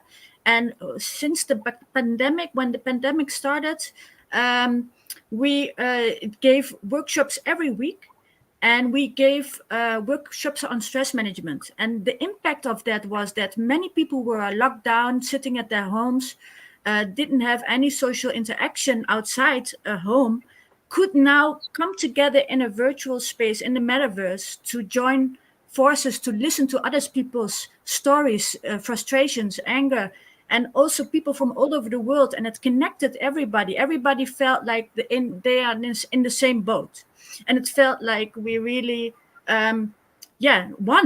And it was such an amazing experience that the metaverse could do that for us. So it impacted my work very positively. From there on, when AI started, we were already doing market research in 2020 about AI, how to use it for personalized health and coaching. And when the AI ChatGPT started, we could, develop on that. So we didn't have to develop our own AIs anymore. So that was really promising and beneficial for our work. So we are really happy with the course of this. We think it's very positive, AI and the metaverse, but I can imagine some people would disagree. I mean, I'm interested to hear if there's people here at the table.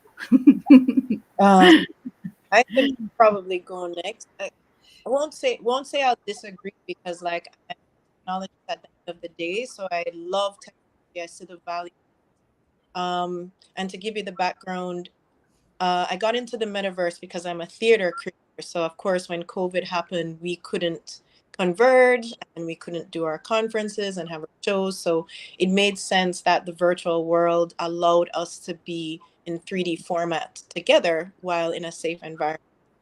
So when we did the Nefertiti experience, which is a hybrid Afrofuturistic theater production, I said, okay, here's an amazing potential to gather and actually show this futuristic vision with low overheads and all the values that VR has to offer, not to mention the fact that it's global. So I see it as a unification tool more than anything.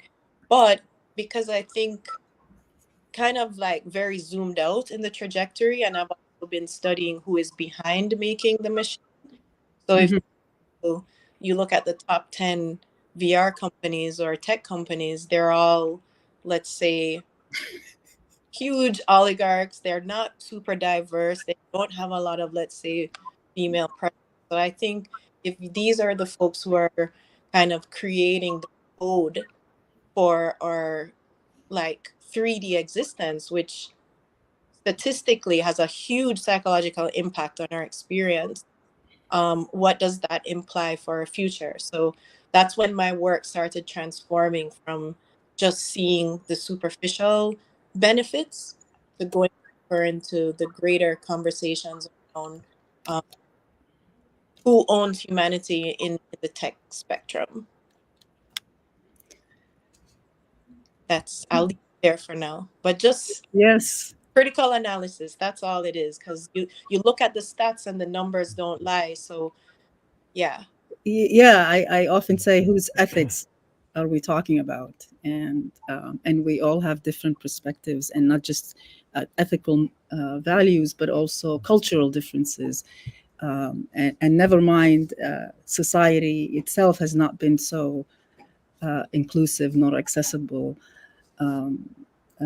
or fairly or equally accessible to all. But we're going to end up, by the end of this panel, I think we all may have need Lizzie's help in getting out. but yeah, so did you want to I have so much to say about this particular topic, whether it's in terms of accessibility, inclusion, or personal health, because this AI is way beyond generative AI. And I think health itself as a field needs to quit being driven by pharma and by standard of care and by liability first, or protecting your liability, and more about being human-centric and personal care and about the well-being of everybody. But whether Matt or Ippolito, if you, either one of you would want to comment on that. Yeah, thank you everybody, by the way. I love where you're headed in this conversation. So we have the opportunity every week, month to go through a bunch of different companies. We're the ones who go in there and probably automate like 5 to 50% of the workflow. And some people would mock us, say like, hey, you're ruining jobs, you're taking things away. But at the same time, there's a lot of AI jobs that we can't fill, and we're just shifting people from one job to another to be like an AI champion from their department, etc. And what we've seen in the process of doing that and the process of doing research in AI for the last year and a little bit is we find that it really comes down to the individual. Like if somebody wanted to do something malicious, they could, or they could do something good. So what we've concluded, or what I've concluded, is that I believe discernment is the greatest tool for the future. And what I mean by that is sometimes it's like a mental discernment, sometimes it's like a gut feeling discernment, and sometimes it's a spiritual discernment if you look at all the major religions out there. And I believe that as we go forward, it's going to be really put on the individual, the team, the company to really set these standards and use discernment to know like how are we going to navigate the craziness. Like we haven't seen anything yet with the elections coming up in the US later this fall. And we're going to see a lot of those things where even as an individual, when we see a picture of Trump and Biden hanging out together at a farmer's market, which you guys have probably seen that one, we're going to be like, hey, is this real or not? We've seen like robocalls from different candidates already. So as we go forward, I think there's a lot to say about how do we change the world from the top down. I think we need to change it from the bottom up and put discernment at the forefront of all of our thoughts when we're forced to make decisions that could affect humanity or a group of people or even our small team in an office, you know. Yeah, and go ahead. No, I'm just kind of to that point, you know, I think a lot of just the general public does not understand, you know, they see it as a hot button word. AI is, you know, a lot of people have misjudgments about it and they have no idea really what it means or what it looks like. While we're all in this space and we understand it and we have somewhat of a robust, you know, understanding of what exactly it could be. Or, you know, I have teachers all the time who tell me, oh, AI is this new thing. Well, it's not. They just aren't realizing it. You know, they aren't realizing that like Google and, you know, and people have been utilizing it for years upon decades. They just don't quite understand that. So to Matt's point, you know, starting from the bottom up is the way to go. Being able to like use like Lizzie and Claire and, you know, explain to the numerous I guess random people, you know, kind of what it is. I think that's probably the hardest thing for me is sometimes to explain, okay, well, yeah, they are utilizing it in political campaigns and people just don't get that. They're like, oh, well, they hung out together. No, that's just not how this works. You know, it's someone who has like a digital face and they are using it to be malicious. But then and that sways massive votes, you know, in our country, not to in all countries. Because for example, like I know people were utilizing AI to change like information that came out about, you know, the Russian and Ukraine war or the war in Israel. I mean, there's just a lot of things out there that people aren't trusting, or they are trusting and they shouldn't be. So I think there's a giant misconception about what AI is and how we can, you know, change the way that people are listening with some of the mass media or whatever, and getting that kind of robust out there. But in my world, healthcare It's a scary, very scary thing right now. And people are like, oh, this is a new thing. And I'm like, it's not a new thing. We've been utilizing it for a very long time, or it shouldn't be a new thing in that healthcare system. I think there are ways that doctors can utilize it and nurses can utilize it. I think they're so worried about patient data and patient issues and having that, kind of robust issues, that we are missing the point of what it could help us with. It could help us be that extra brain on a case, be able to visualize something for a patient that they may not understand because you're talking in, doctor language, you're not talking in, or medical language, you're not talking in commonplace knowledge. So I think that, is where I see it going, and it needs to be helped for the common man. Data privacy and the use of patient data per se is really, really important. But as you were just describing, I can imagine how wonderful it would be. And Lito, prepare yourself. I need you to get in here. Imagine how amazing it would be for a doctor to be able to go through that experience with the patient through a metaverse experience, where you can actually, an immersive experience where you can see what is happening and what is being done, and you can actually get to learn the things that seem so complex on paper and in textbooks, that you can actually experience your what's happening within, and how the technology. These are amazing applications for the technology, but it can also be very invasive, and it can sway us from, especially with empathy, because empathy without compassion is a dangerous weapon. Right. But Debbie, you wanted to say something, and then I would love to hear from you, in terms of, as a molecular biologist. I mean, like, wow. I will try to be very brief, but just speaking from the bottom down, because I really liked what I believe that's Mark was saying. I really believe in that discernment is key. Something, and also what Tess was saying, but something I want us to really examine is the power dynamics. One, who has access to even being at the table? Who has access to discernment? If you don't even have hardware or software education because of certain types of barriers, and I'm not trying to proliferate issues of isms and schisms that exist in society, but I live in the reality where when I am in rooms with people in tech, I'm literally one of few people of color. So then I just kind of look at that in a macro spectrum and say that, as you said, Lubna, without the element of empathy, it's really hard to identify what certain concerns can be. So if we're not represented, for example, or inclusive, then this idea of discernment is it can still be skewed. And this is why I think there needs to be a real proactive effort to have diverse voices in a tangible way that is not even just seated at the table, that we are creating the technology itself, which I think we often bypass, is that benign nature of, hey, it exists, so let's just use it. But let's look at who is actually creating and scripting the technology. Because I'd like to paint a very likely scenario, because I work in gaming. AI has gotten to the point where we can create procedural worlds, entire worlds that are based on someone's script that just go on infinitely. Meta is doing this with Build-A-Bot.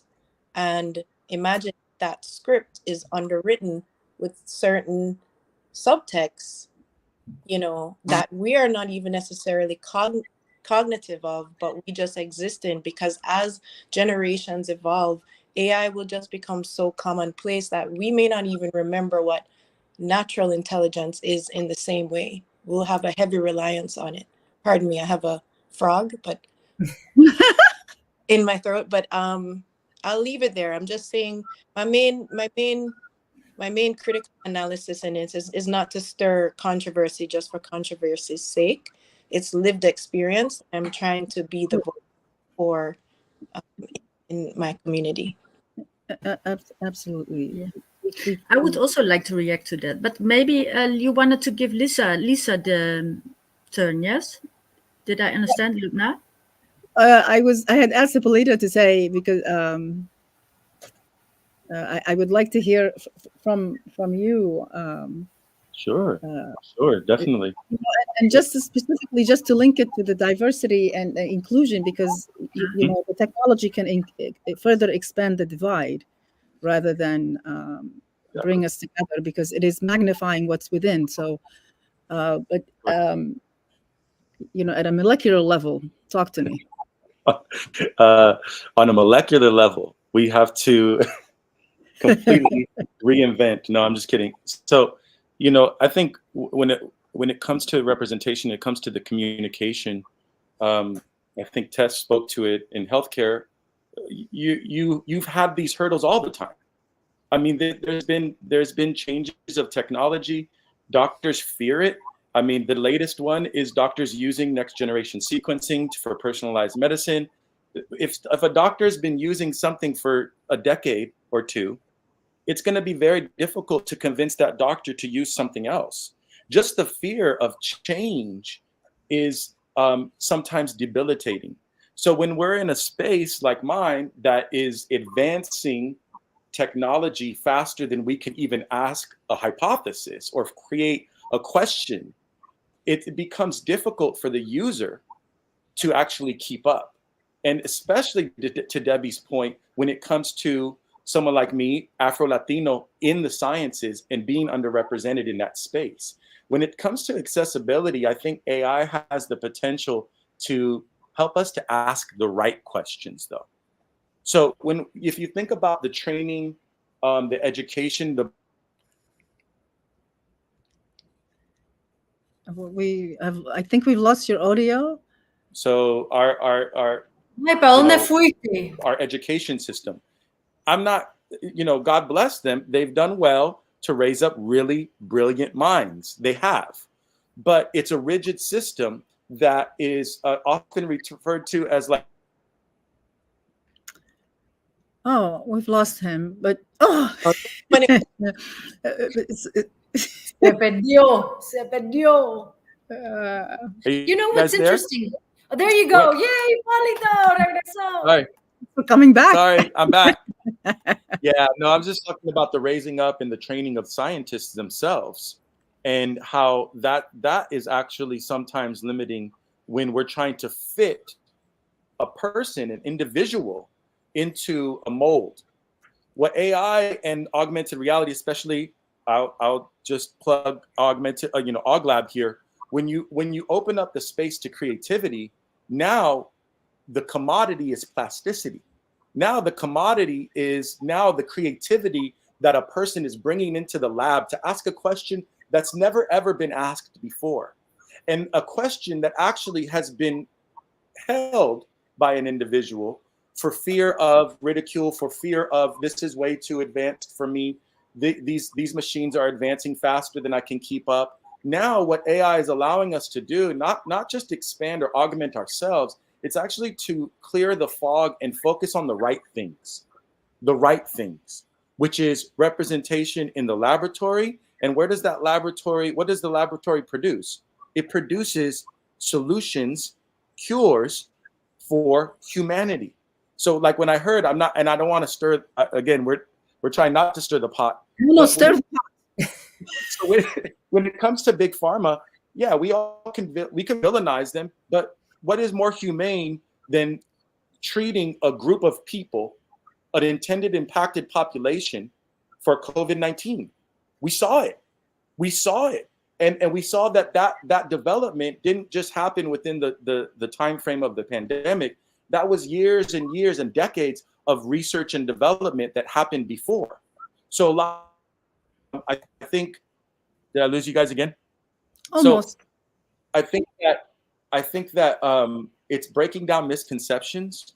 I think the potential for AI, augmented reality, and this emerging technology in the metaverse is to really bridge the gaps of understanding in all fields, in education, in healthcare, in the laboratory setting, in film, in trying to create a voice for the people that might not have had one, and being able to lift them up in a way that's impactful, in a way that's actually articulate, in a way that has never ever been spoken of before. So I could, we could break down the molecular, visualizations and understanding the models and VR being used today, and especially my company Oglab. But really, it's about accessibility. Really, it's about creating a possibility for discovery on an individual level. And that really is the commodity that's been forever in science. Might not have been recognized, but plasticity, creativity, openness, that is truly what drives discovery, both in the lab and in our world. So Yes. thanks. Yeah.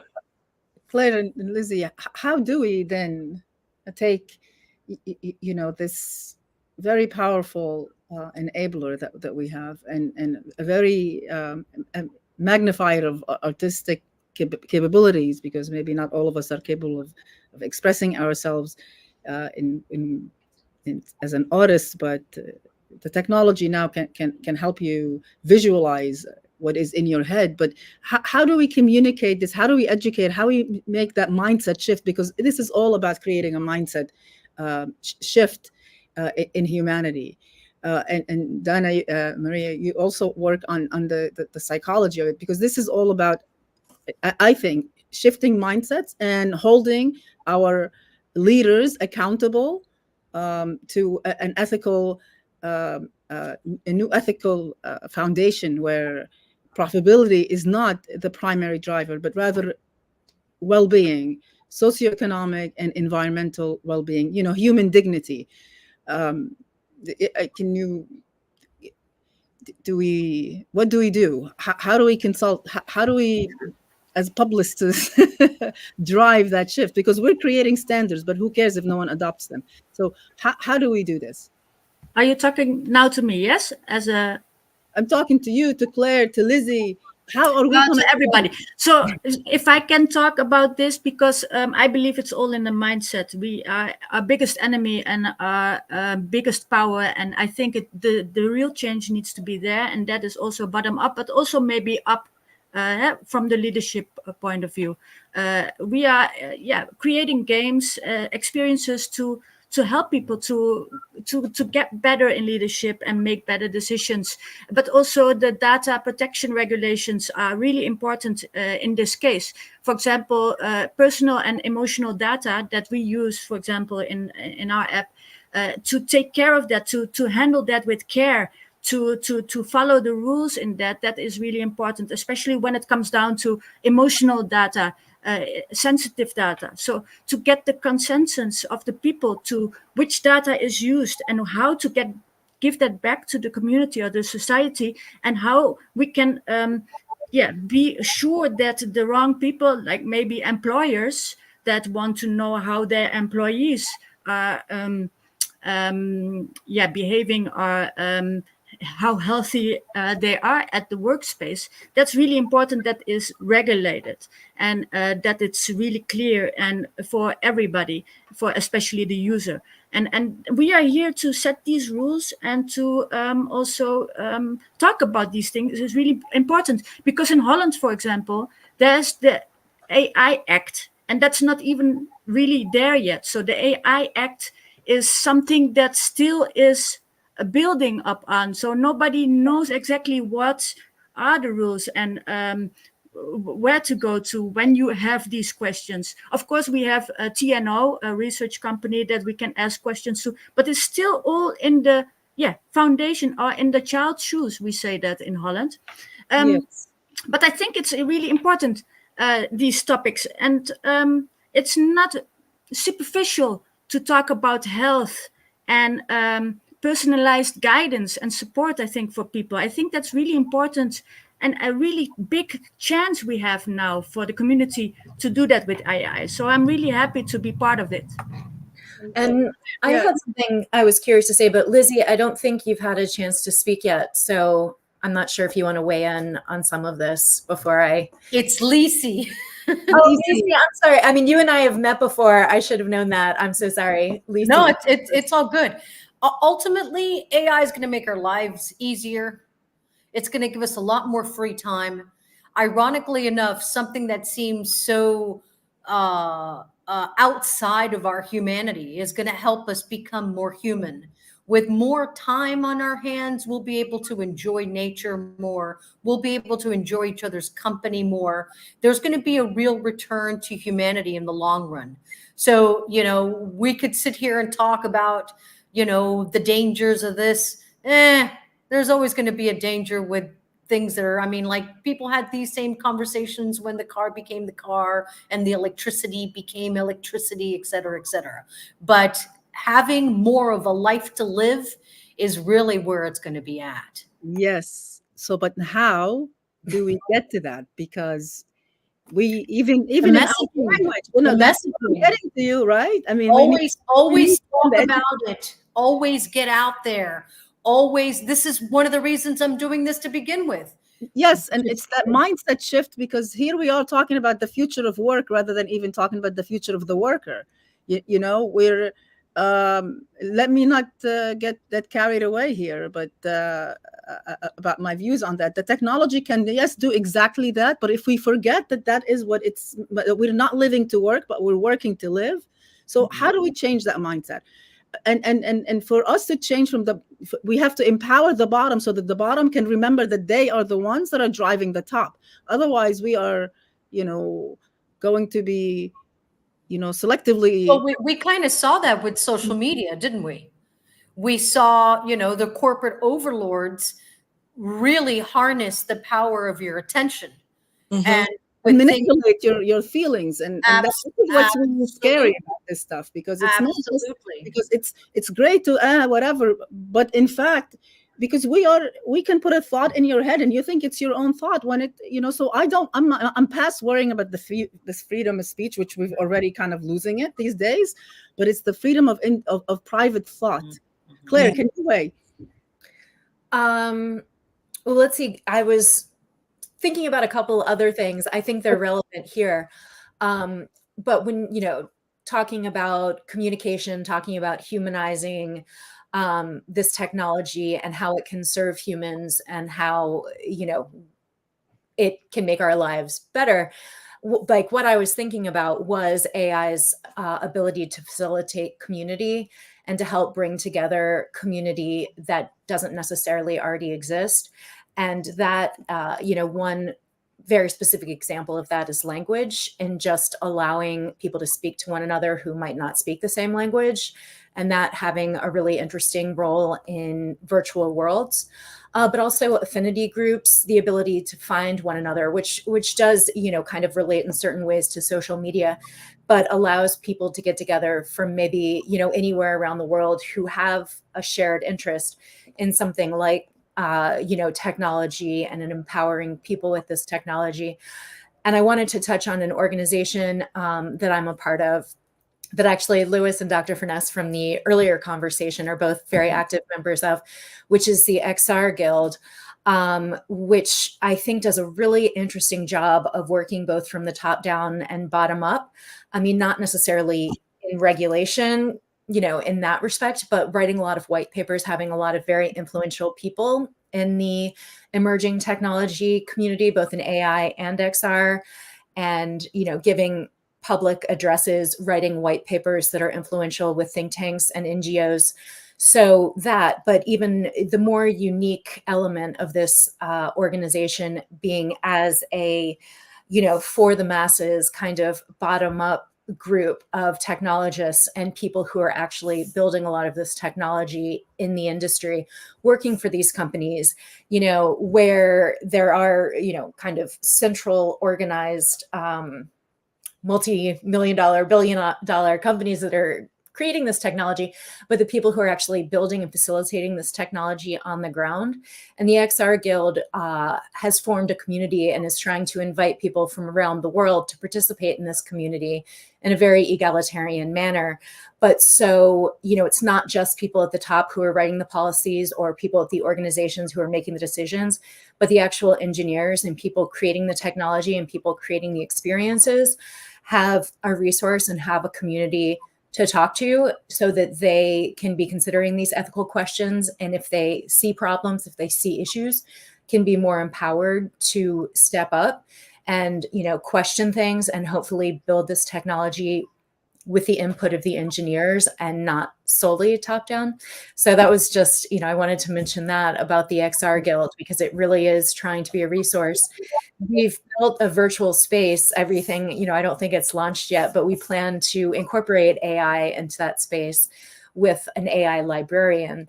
So the organization in this library that we're building is going to be a huge collection of resources on ethical, extended reality, and emerging technology, but utilizing AI as a means to match people who go in with questions, who go in with issues, and who go in wanting to learn with very specific content, papers and videos, lectures, classes. They can actually help solve those problems. So that's just another example of artificial intelligence being able to make certain knowledge and content accessible that one could never find on their own. Yes. And it's really important, though, to make a whole of the technology accessible to those who barely have energy even or power to let alone access to the internet. So these are the things that we need to drive awareness to. And I think we need to educate those who have, so that they can have empathy and compassion and demand extending the reach and access, so that we know each other. But and I'd love to get, we're nearly running out of time. I'm taking the extra 5 minutes that they took from us in the past beginning to have you say. But human machine teaming is important work that needs to be done in a way that with the right people having a seat at the table, and that everyone has a seat at the table, and that it is not something that is scary or that is reserved for the engineers or the corporates. So it has to be stakeholder centric. And believe it or not, the individual or the data owner was never really considered in the past as as a stakeholder even. So you walking around in the city, you're not the data, even though you're the data subject, you're not the data owner, which we fight that. When your car is watching your every move and deciding if you're happy or mad, or you're good enough to drive, or it should call you in, it's also a lot of invasion to your privacy, as much as it could also save your life. So I don't want to miss saying your name, DC. DC? Isn't that like life, though? Isn't that like life? Right. And we need to change always going to be the pros and the cons. Yes. And then we have to balance them, and we have to think about the intended, but also mostly the unintended tests. Right. You've been so quiet, and it's my bad. And I'm dying to hear what you have to say. And, yeah, I mean, as far as like having, I don't like that, the invasion of privacy, and we just have to have rules to balance that out. And I think we're getting to that point with this social media, where if we don't take action now, we're not going to have those rules, and then it's going to just go off, and everyone's going to just do whatever they want. But yeah, I think there are happy mediums, like Lisi said. They're just things that are going to happen no matter what. I mean, things are already, the stoplight is already reading my every move. It's just, things are already in existence. We can't change those things. Those things are getting data. It, like when I go in an elevator, it goes up and down, and it gives some sort of AI feedback to the hotel chain or whatever. You're just a number, essentially.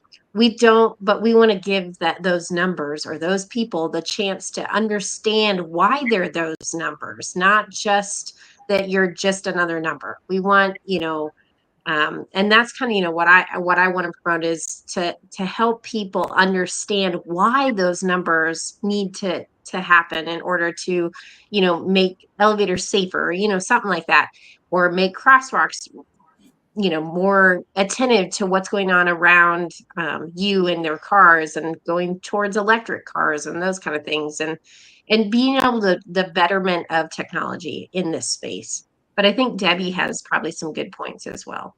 Yeah, thank you, Tess. I think we all have a collective idea of a utopia, egalitarian society that AI can facilitate, because it's kind of a great equalizer.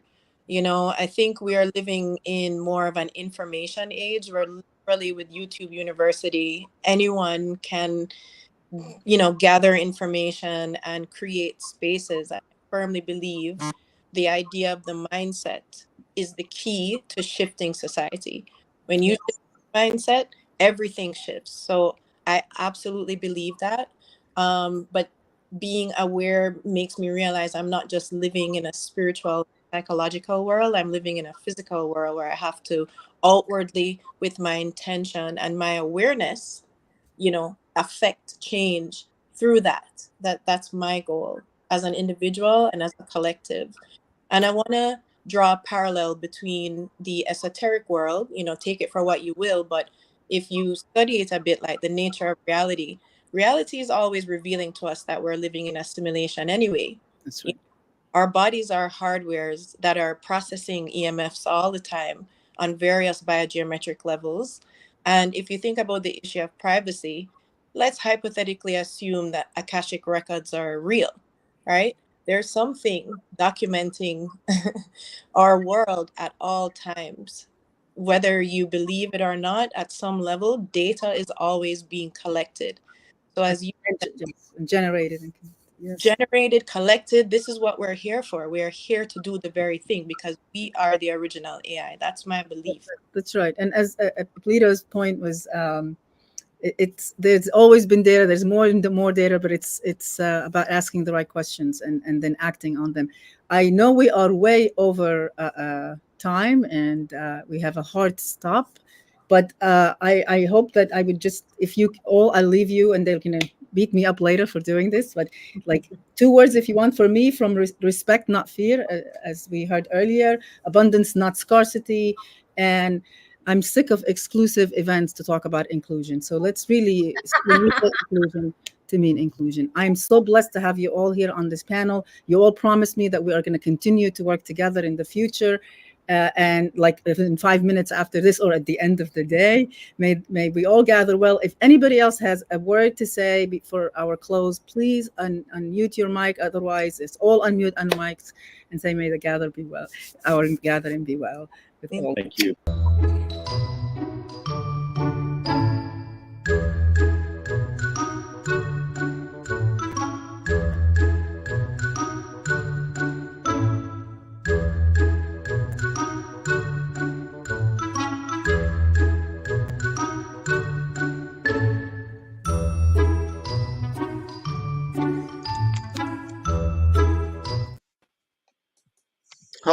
Hello, everyone. I am Grant McGaw, CEO of 5-Star BDM and host of the Follow Rand podcast and TV series.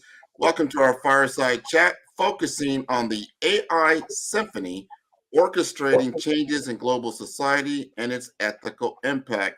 And today we will explore in a few minutes societal transformation that navigates the ethical landscape with Miriam Bryant. How are you doing, Miriam? I'm excellent. Thank you so much, Grant. Pleasure to be here. Pleasure is all mine. We're going to jump right in. We got our first question because you are phenomenal. How do you envision AI reshaping our interaction with art and enhancing creativity, particularly in light of your work at the intersection of art, science, and technology?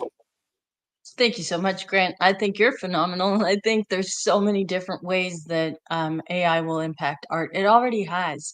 And I see AI really as another tool, another paintbrush for artists to be able to engage with. And I know there's currently 2 different schools of thought, and I'm trying to straddle the fine line, walk the edge in the middle of saying, this is a new technology, just as, light was a new technology, or even fire.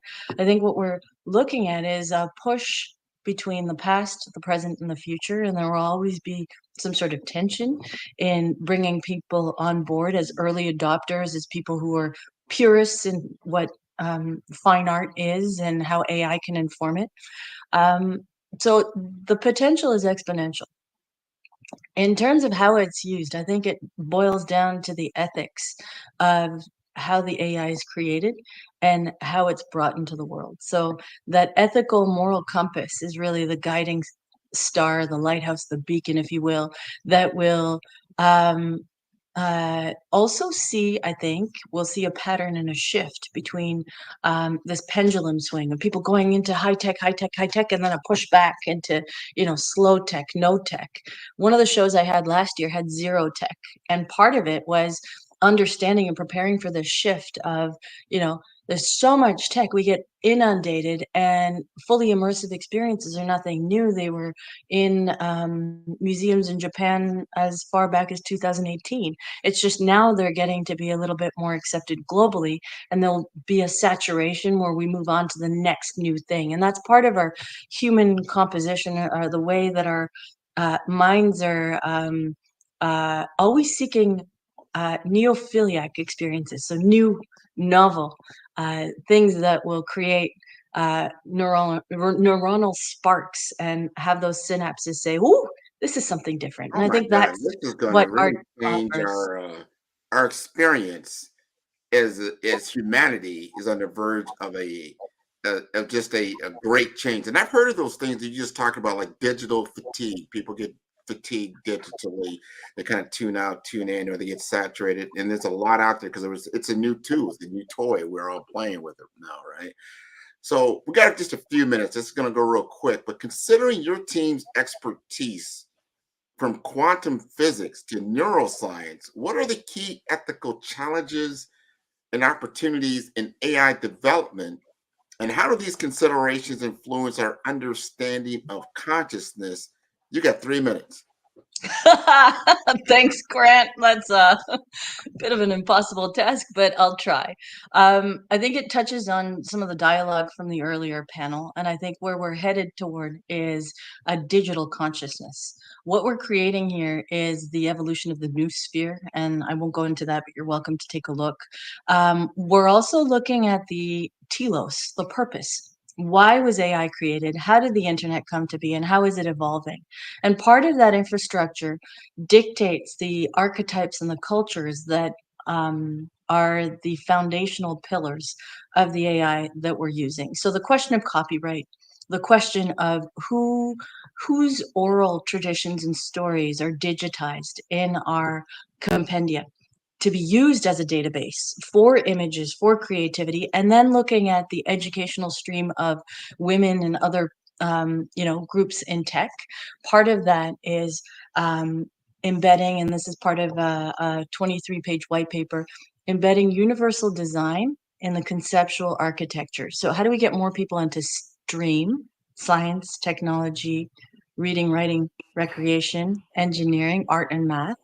And I've presented at Microsoft conferences for developers before, Grant, and I just want to leave you with this. Yes. Out of the 200 developers in the audience, only 10 were women.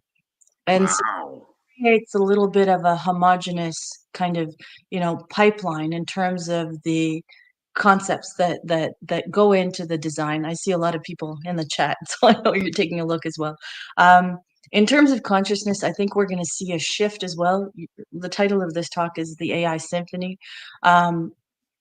We know that technology impacts our biomagnetic fields. We have magnetic fields in our hearts and our brains, and we know that there's an interaction there. We haven't had deep dives into it, and so part of it is we're engaged in a global social experiment with our children, with the elderly who are feeling increasingly isolated. I'm going a little over your 3 minutes, I think. But I think these are all part of the answer to the question that you asked. I think what we're going to do, we have to have you back because, and we talked even yesterday, that these kinds of concepts and discussions could take hours because we are definitely in the world of expansion and it's all a newness. And we've got to have people like yourself talk us through some of these things and what we're going through as an experience, because the world that our parents know and grandparents knew is changing. So I appreciate you being with us today. Our gather has been well, and we will see you again shortly. Thank you. Appreciate it. You're most welcome.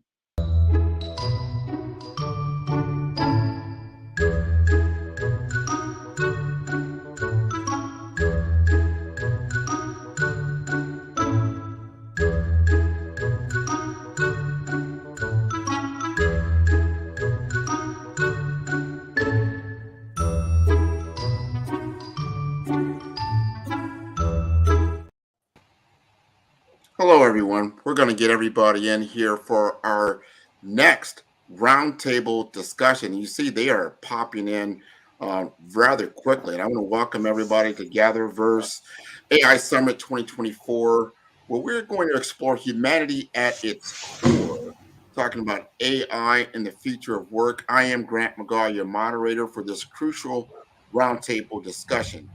And today we're delving into how AI is revolutionizing our workplaces, from reshaping job roles to enhancing productivity and decision making. And our expert panelists will tackle pressing questions like, how can AI augment employee training? What ethical considerations must we address in AI deployment? And how do we balance AI driven automation with human creativity and maintain a human centric workplace? We'll also discuss AI's role in mental health, remote work models, and talent acquisition. Our goal is to provide actionable insights for businesses on adopting AI responsibly while fostering transparency and trust. So let's dive into this intersection of technology and humanity, and we're going to unravel some of AI's transformative role in the future of work. Now, for this particular panel, what I'm going to do, because we've got 5 or 6 people here, I'm going to ask a question, and then I'm going to go, I'll call your name. Hopefully I can see your name. I got really bad vision, but I'll do my best here to do that. And then I want you to each, when I call on you, to state your name, who you are, what you represent, and then answer the question. We've got about 14 different slides or so you'll have time to introduce yourself. So, Miriam, since you're right next to me on my panel, Maria. Is that Maria? That's how you pronounce it? Maria, yeah. Maria? Yeah. All right. We're going to go with Maria then. We're going to answer that. You see the question on the screen. I'm going to have you introduce yourself, kind of move from there. But how is AI reshaping traditional workplace structures and environments? So I'm Maria. I work with technologists basically, and how it's restructuring workplace for me is just basically being able to increase productivity, access a lot more information. I think that the way that people work now, because they're more productive, there's shorter time frames and just different things that have been restructured because of how much freedom that they may have in their work now.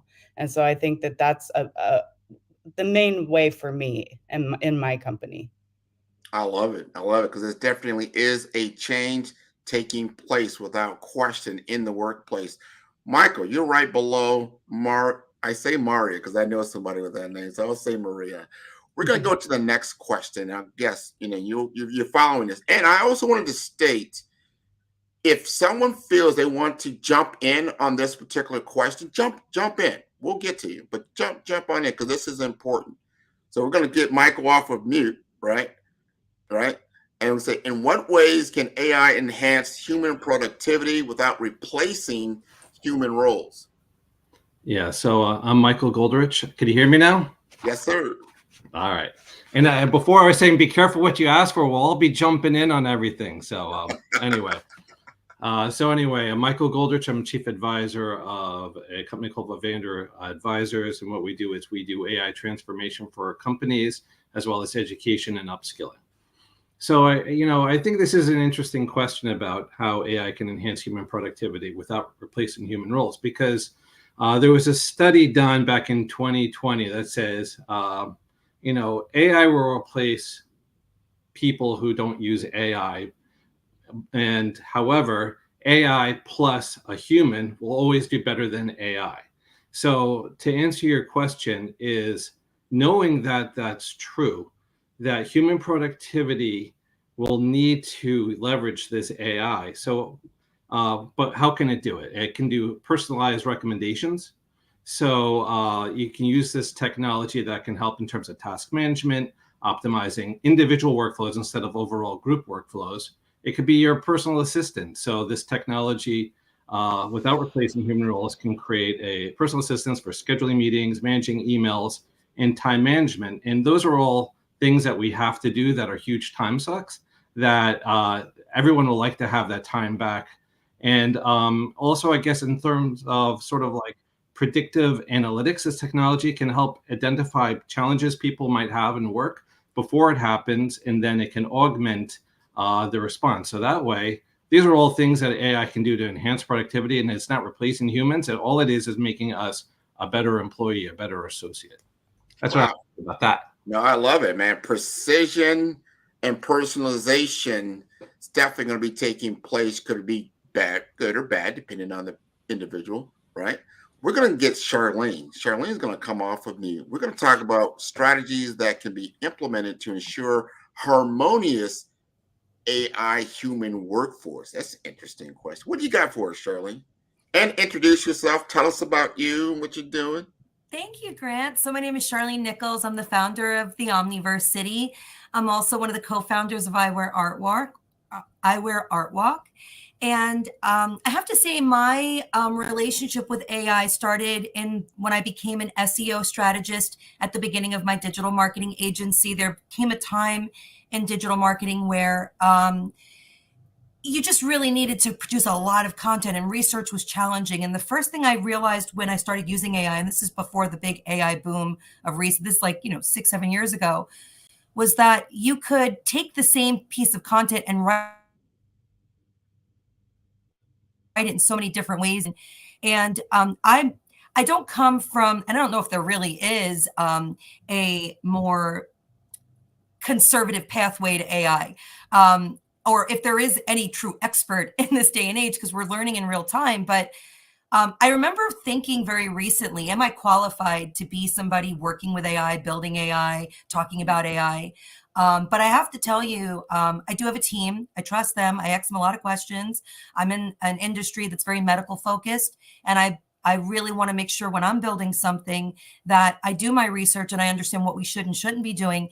And I have to feel like what I've learned recently is AI is, and again, talking from the standpoint of content creation and using it for business strategies, I think it's really a way to leverage information that's already there, but there's just so much information out there. How could you possibly parse it down?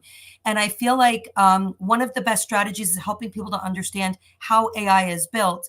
Again, there's a lot of different AIs out there, so I'm talking specifically about the ChatGPT version of AI, which is what everybody thinks of when they think of AI. I've learned that there's different types of AI, lots of ways to leverage AI, but I'm talking specifically about the AI that most people think of, which kind of ChatGPT is branded AI, and understanding knowledge base and database and how some of that information is used together. Then that person can be empowered to really use AI in a way that they can trust. Because let's face it, I mean, we can't always trust what AI says and does. It does hallucinate. It does give bad information.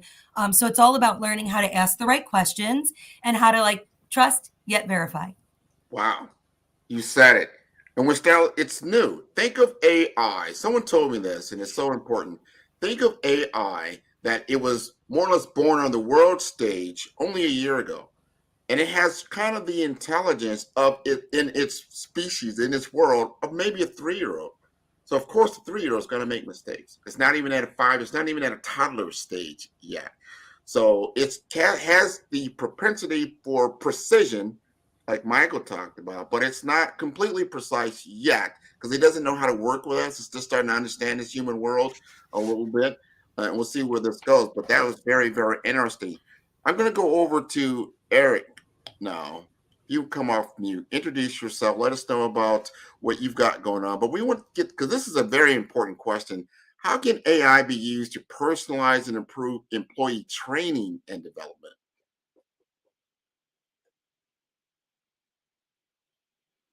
You're still on mute.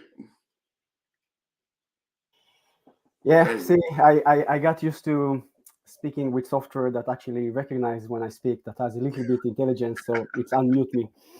I'm Arik. I run a small, a bit of a different advisory team, and we just launched 3 weeks ago a center of excellence exactly tackling that specific question. It's a center of excellence to try to understand and close the gap between reskilling and education. And I see more and more organizations today realize that they cannot count on the traditional education systems because it's, let's be honest, so much backwards and teaching us what it has been teaching us, 100 years ago. And looking into the future, there is a huge gap between, well, all of us, whatever we study in university in about strategy or about engineering, even if it was 5 years ago, just go 5 years ago, it's really not relevant anymore. But we still got stuck there.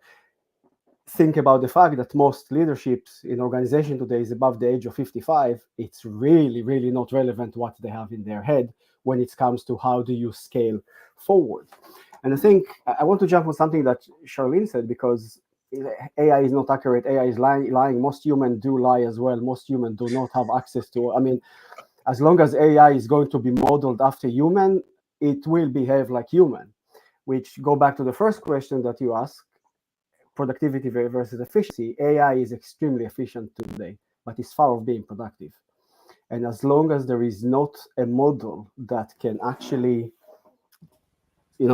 create a full synchronous between humans, between employees and technology, it will keep being efficient. We can fire, someone mentioned here that because of these technologies, we are firing a lot of people. Yes, we do, but we are creating just better efficiency models, not new productivity models. And that's the challenge that I see organizations have today. We do live in a bling reality. And even, in this conversation, we're using an AI, but ask the 1,000 people in the street what is an AI, you will get 1,000 different questions. As long as we don't have a philosophical backbone, nothing that we build on it is really matter or scalable or sustainable or is going to make it more resilience. We need to stop the bling and ChatGPT. I want it because McKinsey said I should have it. No. Why do you need? What is your core business? And I'm trying to work with schools today. A lot of teachers are abandoning the education systems because they're saying, hey, in 5 years, ChatGPT is going to replace me. I need to find a new job. But you have 20 years of knowledge of being a teacher. You have 20 years of knowledge of being an engineer. How do we create a better partnership that is focused on productivity, not efficiency, that will help you to extend, makes you better engineer, better teacher? The companies that will be able to crack this formula and educate their employees using that way, or educate the AI using the employees and help the employees extend. It's the Centaur model more than the Borg model. That is the most important task for organizations today, to create these partnerships, to go back to the old concept of digital twins and realize how important digital twins are for workforce development and focus on productivity rather than efficiency, and stop confusing between the two terms, because I see it all the time. You're exactly right. And I'm glad you brought it up in those terms, because it's an augmented reality, not a replacement technology, right? Exactly. We're going to move over and let Hubertus, I love this name, Hubertus von Rome. Oh my God. We got to hear from Hubertus, right? What are the ethical considerations in implementing AI in workplace decision making? And excuse me if I pronounced your name incorrectly. You did a pretty good job. I was wondering how you were dealing with the name, but no, absolutely, I recognize myself. So good. Grand, thank you. Now, so I'm Hubertus. I'm a trained lawyer, European lawyer, which in the context of regulation, which we may touch on, is an important aspect. But then turned manager. So I've been a manager in leadership in tech companies for the last 20 years. And with data sharing solutions, we do accompany decision makers in what we call removing the hurdles for transforming their organizations into human-centric digital organizations. And the hurdles that we remove are typically always the same in a way. There are legal, regulatory issues or technology issues or more and more organizational issues. So we try to literally help them maneuver through those. But I'm going to get to the question straight away. So what are the ethical considerations in implementing AI in workplace decision making? I would love to start with one word, and that is trust. You know? And the flip side of trust is I think, is today is fear. It may change, but at the moment, what we see, is that a lot of the workforce, and Eric, you just alluded to that as well, in the teaching environment. I think a lot of people are uncertain what the future brings. They are therefore reluctant to embrace change. They fear for their jobs in the first place. You know?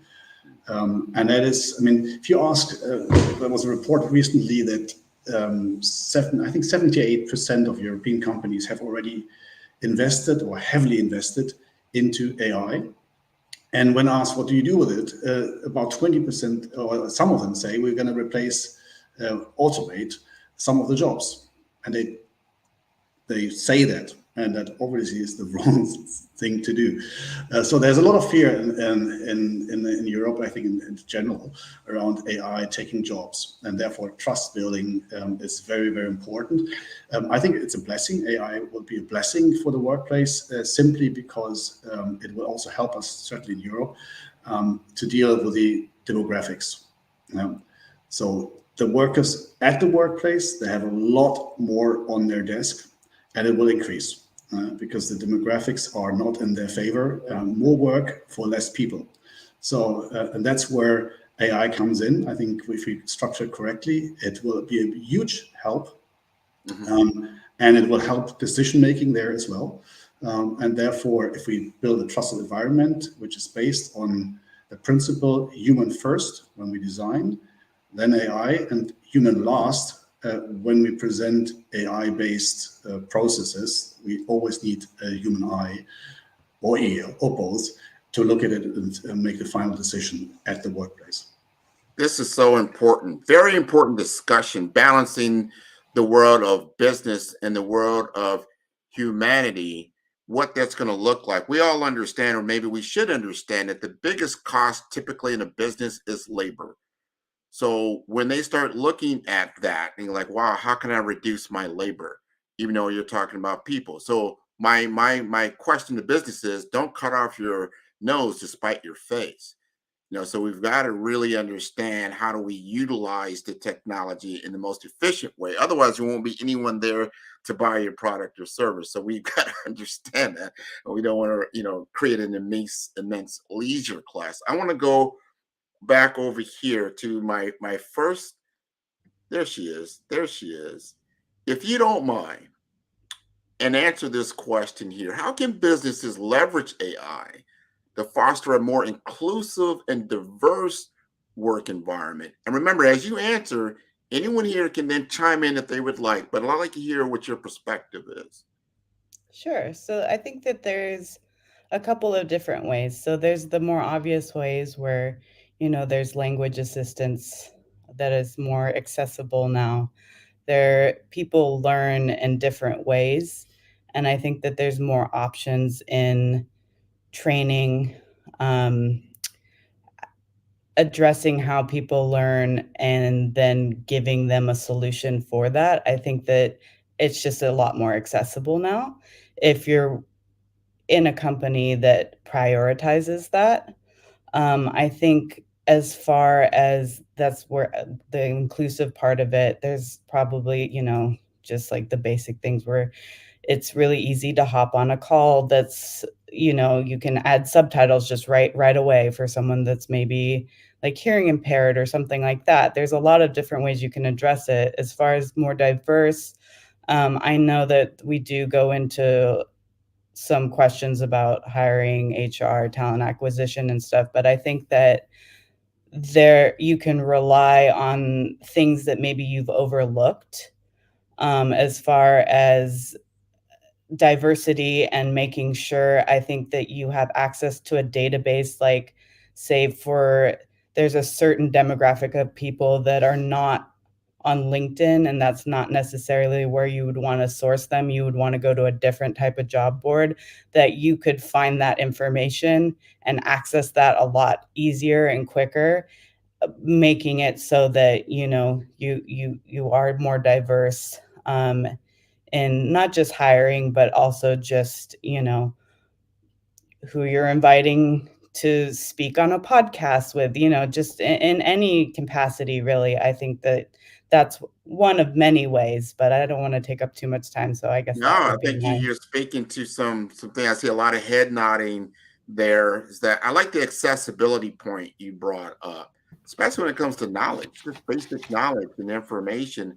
How quickly you can get that information. It's not like AI is thinking for you; it's giving you quick data that you can make a better decision or be more informed about. And I think that those are things. Does anyone want to chime in on this particular question? I really like this question, Grant, because when you think about inclusive, just in a word, there might be somebody who was pigeonholed into a specific skill set because they weren't really given an opportunity. And I've learned, like, for instance, I could have never created some of the social media content that I've used for some of my recent projects had it not been for AI. For so many reasons, there weren't images out there. There weren't like the right blend of, you know, the people that I wanted, the diversity of the humans that I wanted to use in my images, in addition to what they're doing. Like there might be images of this particular type of person doing this particular type of activity, but maybe I wanted to show another person doing that activity. That would show people that, look, you don't have to live by societal norms. You can like break the box. And I think that AI really gives a lot of people that are shy and not comfortable expressing their true talent palette the ability to break that box. And I think AI is really not a time to be afraid. Fear is not a real thing. I think it's the ultimate reality that's manufactured, right? I think it's a time to be inspired. We can stay away from, let's face it. We all know that there's things are concerns, but they don't have to make us fear challenging ourselves. And I think this is an opportunity for all of us as humans to kind of rebrand ourselves and become diverse in our own personal skill set and ability to communicate. I agree with you. This is an opportunity. We've got to get more a holistic vision of our human world as we look at it. If you were, let's just say, a being from another dimension or planet, and they looked at Earth, they're not going to divide it up the way we do. They're going to just see a variety of human beings and in various different stages, and they look at it as a holistic view. You can't have just one particular type of human being speaking for all of humanity, because that's not realistic, right? We're all at different levels of our evolutionary status and what we do in life, but that thing AI will give us, if we train it right, that a lot of people are talking to, train it right, it'll give a holistic view of things and not a skewed view. I want to ask Michael how he feels about the challenges in maintaining a human-centric approach in an AI-enhanced workplace. All right, I'd love to give the answer, but first I'd like to address something that Eric said. We're talking about the word AI, because AI actually isn't just a year old. AI is really old. They've been doing it for over a decade. I think what's new is generative Actually, it's AI. going back all the way to the Greek. The Greeks created Talos, the bronze, you know, that's the first AI we created as humans. Right. And exactly. So, you know, we've been using AI for a long time. We've been using it for Netflix, for Amazon. No one's complained about it, even for GPS. What people are all we're talking about this now is because it's the first time that this type of technology is impacting people.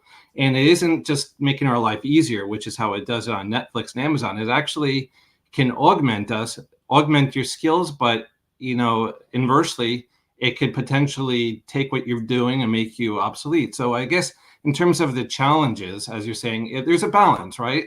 There's incredible efficiency that's gained. BCG did a study saying how much efficiency can be gained, but then you have to balance that on, meaningful human roles and interactions. So those are the two things. The other thing, which is over-reliance on AI, which I find, I use it a lot. And I think now is the most important time for a traditional liberal arts education. So I think a lot of people have basically said, they want to be more vocationally trained. They want to go straight for be an engineer, or when they graduate, they want to be able to do X, Y, or Z. However, with this technology, it can do so much that we can kind of take a step back and let it do all the thinking for us and let it do all the decision making for us. But that is a huge challenge, because if we let that happen, then bad things potentially can happen, and there'll be a decrease of critical thinking. So we need to make sure that people need to focus while we lose the automation, all the rote things that we do. People need to spend more time thinking and challenging themselves. Also, these tools need to be user-friendly. They need to be accessible to everybody, regardless of their technical skill. And then the other thing is, now if we use this AI for human resources or looking to hire people, areas that were traditionally sort of just human, driven by empathy, can now actually be automated and kind of seem sort of soulless. So we need to figure out how we're going to do that. And then I guess the other thing is just, was mentioned earlier, is just fear. We have to, in organizations, we have to address the employee fears and resistance to this technology because of change in the workplace, change in the department, change in their security. So all these things together are huge challenges which we need to address as organizations need to address, and also us as a society, of what we want to be.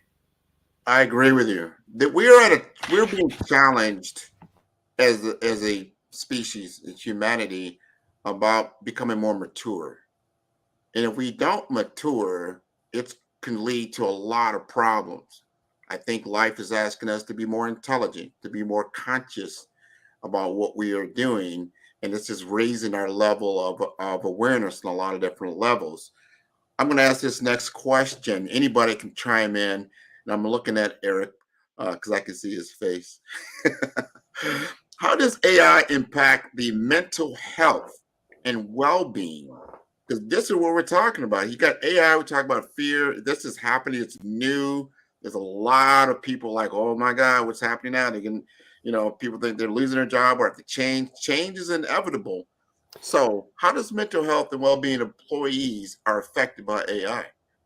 I mean, every technology, when it's just been introduced to the market, I mean, I usually put a line and it says like, this is creepy, this is not creepy. Every technology, when it's first introduced, is creepy. How do you think mainly women, because the dishwashing machine was the first original dishwashing machine was marketed to women mainly because they thought it's a good thing to target women, as they were doing the dishes at that time, and they said it will give you so much more time to yourself, and they completely didn't realize that the only time a woman had that time for herself was doing the dishes, and so they completely needed to change the marketing. But that thing of like removing the time scared the hell out of a lot of women then. How did we reacted when the first cars were introduced and replaced horses? We were scared like hell. When industrial revolution, urbanization scared the hell out of farmers. We do have a bit of a difference right now because we do have tools that are capable of performing cognitive functions rather than physical functions. And that's right now, when I talk to people, everyone is scared. And we said fear is a construct, but it's not. Everyone is scared. Yeah. Sorry. Well, and I could see a very good use case of AI, for instance, specifically in the example of impacting mental health and well-being. Imagine if you used AI to learn how one of your employees answers and responds to emails, and you could see that there's a pattern of passive aggression, or just maybe using words that could be They can be counseled. So learning about problems before they occur is one of the things we don't talk about enough with AI. You can become more proactive. You can learn signals. You can understand patterns and learn to work as a team better. AI could be a part of your team. In my company, I have several businesses that I operate in with a team, and AI works with all of us. And AI can be used to learn about all of the teammates on that team and help the team to work harmoniously. So there are things we don't talk about enough, that the human brain is creative and AI can be used in so many different ways. The use cases are pretty profound. Let me say this. You introduced me to something that was so profound in AI as far as a use case when it comes to health, is that there's now retinal scans that can look at you and tell if you have some type of ailment that you may or may not be aware of. Just give us a minute and talk about that. So what you're talking about is a device that was designed by a company called OptiCare AI. Shout out to OptiCare. And a lot of people don't know how telling the eye is to the rest of your body. I am, my whole history is in the vision industry. I'm very passionate about it. And it's just a great opportunity to understand using the power of AI. Usually you'd have to embed and you'd have to visit an eye doctor's office to get this information, but they're developing screening devices now. So people that don't have access to that sort of care can get this overall health and wellness report, but then they take it a step further. They use the AI to take that retinal image and not only talk about what they're learning about that person from, for instance, one of the first things it says is your eye says that you're 80, but you're really only 40. So that's a bad sign. So you could be like, wow, that's like really visible. Like people believe what they can see. If they see that, they're like, wow, maybe I don't have to wait till something goes wrong to become proactive about my health. So that concept of visualization, and even just to real quickly take it a step further, I talked to the founder and I said, what are you doing to protect people's information? And he talked about very specifically how the retinal scan isn't associated with any personal information. So you can't tie one, piece of information to the other. So these information systems, and there's people here that are probably much more qualified to talk about this than I am. It's a big responsibility when you start playing with these technologies to really make sure you're protecting people and you're not accidentally creating, bad wormholes for bad things to happen. I'll turn it over to one of the data, experts to talk about that. If I may, you said something very interesting. We need to be very careful of not crossing lines here. It's very hard for us as humans to understand context. AI simply do not understand context. Mm-hmm. And if we're going to ask AI to judge something that it cannot put in the right context, we will be in huge, huge problems. Mm-hmm. On top of that, everything that is digital is absolutely not secure, and it's going to be breached at a certain place. They can say, we don't associate any of the informations, but hey, I came with my phone to do that, that scan. So, you do 1 + 1, you can connect the dots. We need a much more sophisticated policies when it's coming. And in Europe, I can see a little bit more progress than happening in the US right now, but we need much more sophisticated policies when it comes to privacy and safety and private security than there are at this moment of time, especially when you're talking about having an AI analyzing email of employee, which doesn't have a context. That is a very, very, very thin line to walk on. The pros and the cons. The pro, we can get a better understanding of our health. The obviously the con there is, if it's not secured information, it can be problematic depending on how it's used. And it's understanding the capability of AI as it's built today when it comes to content. It's a machine. I don't like the conversations that I've had in certain other forums where they look at AI as some form of consciousness, and I'm like, I don't think so. It's a tool. I'm pretty sure it's just predictive analytics, which is very, very good. I want to ask you, Hubris, this question. What roles can AI play in facilitating remote and hybrid work model? Now, we've seen from COVID that, hey, you know what? We can support a worldwide remote workforce. Did it work? Didn't it work? And how can AI roll out now since we know that it's possible?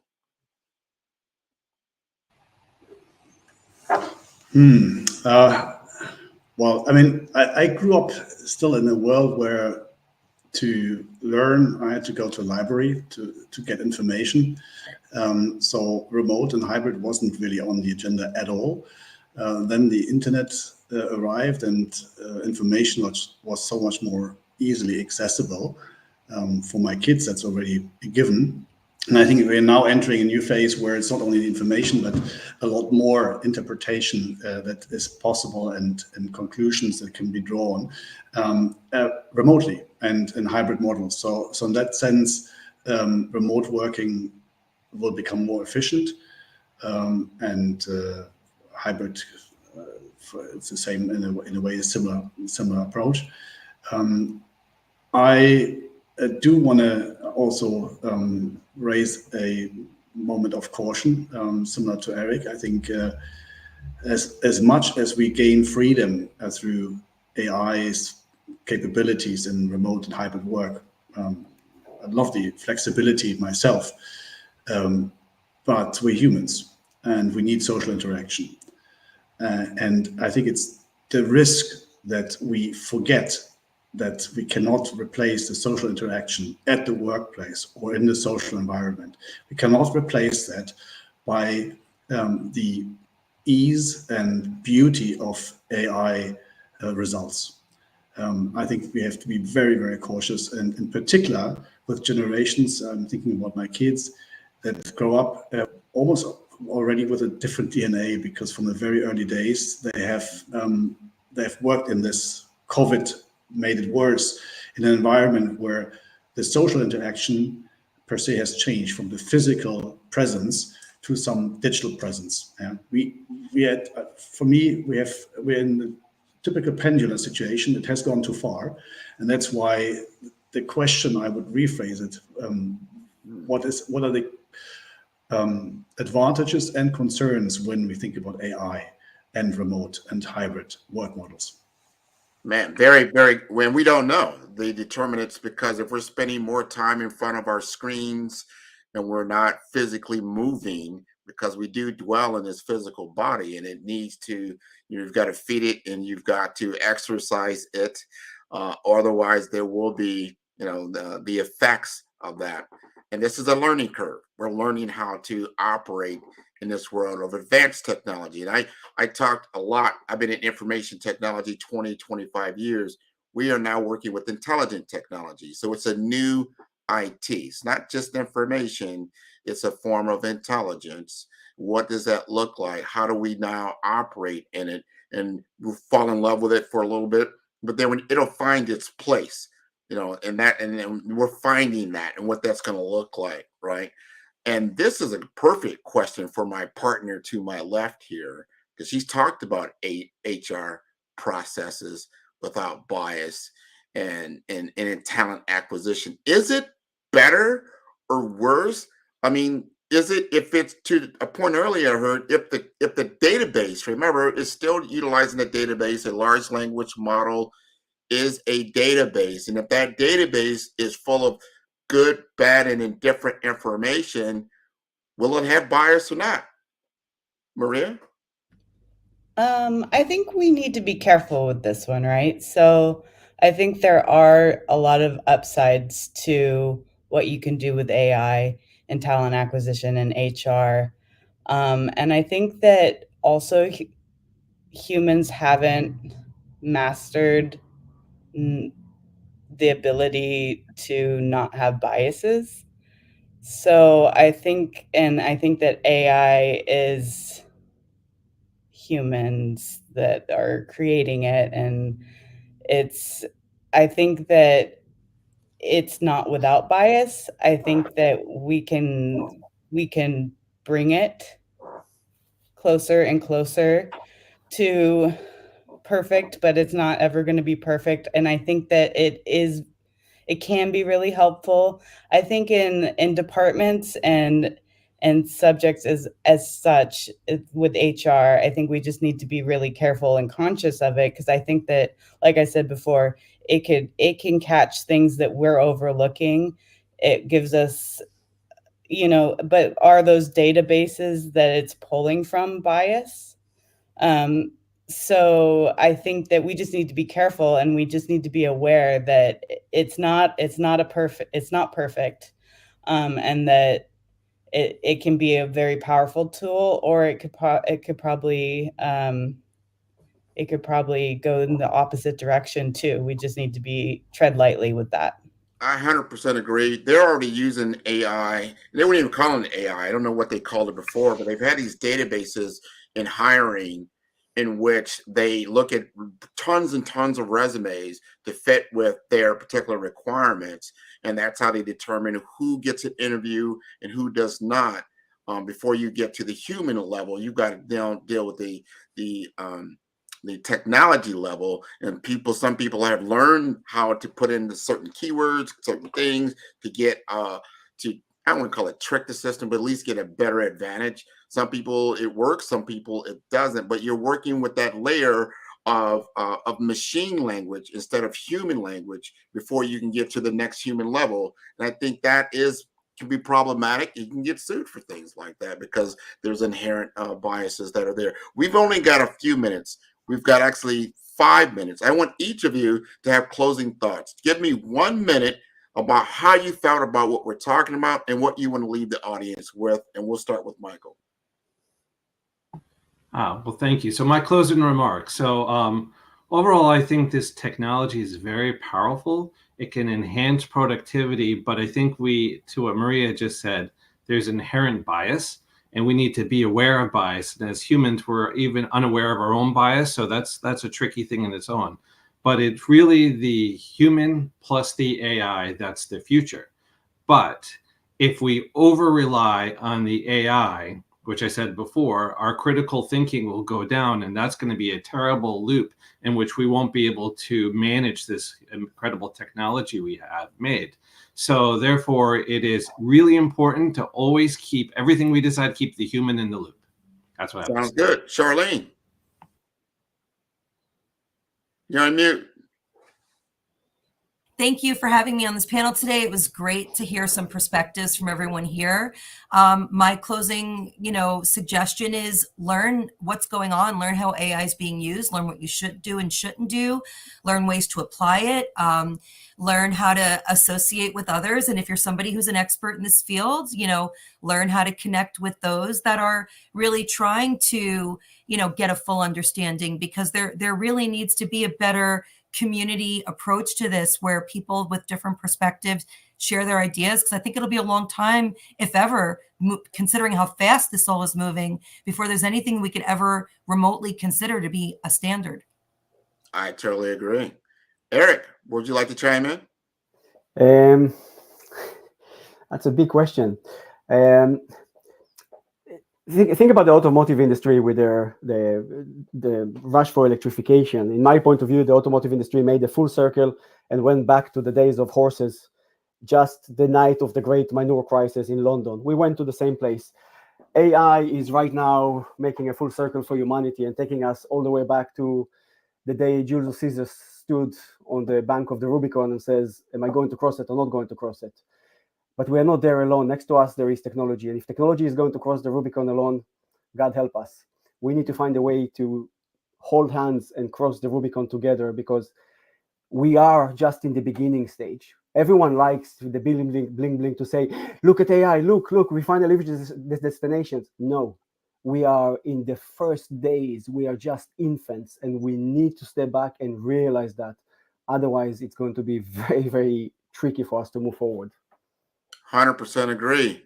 Umberto, you like to chime in, leave us with your parting wishes? You're on mute, sir. Sure. I'm going to add a sort of bottom-up view to it. If we really want to make it work, AI at the workplace, because that was our theme, I think there are a lot of people that are absolutely up for it. I deal a lot in projects with employees in public and private organizations. So the best way is to actually give them an opportunity to try it out. So my plea here is really give people an opportunity to very easily try it out. Let's create as many very, very easy to access and good to understand, and so playgrounds, little labs. Every company should actually embark on that and let people play with it. That also takes away the fear.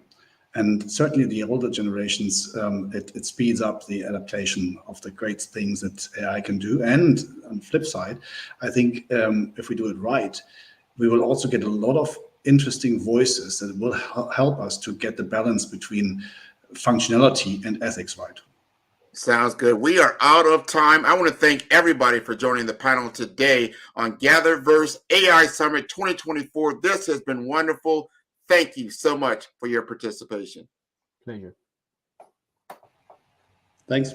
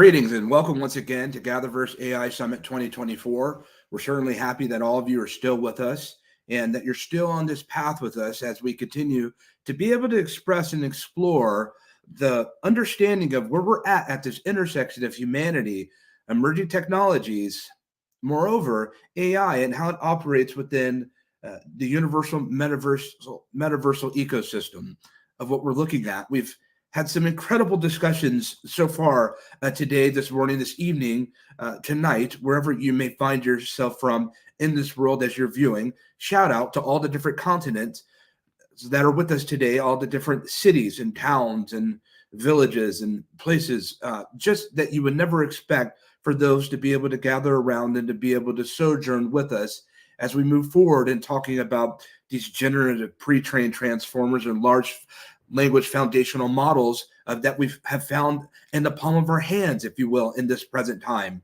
It's a very interesting and very different time when we start to look at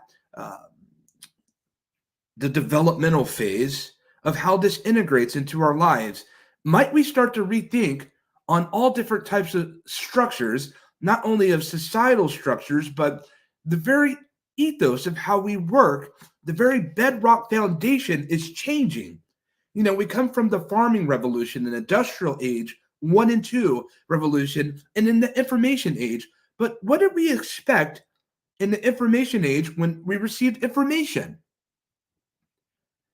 It's with the great consideration that when we did receive information, it automatically catapulted us, pole vaulted us into a new age of way of work when it comes to technological development. And so much so, it was moving at such an accelerated pace.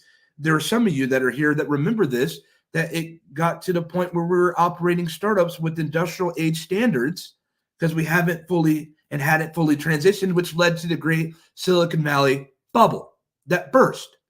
Then some years later, and particularly here in the US, we found ourselves in the Great Recession.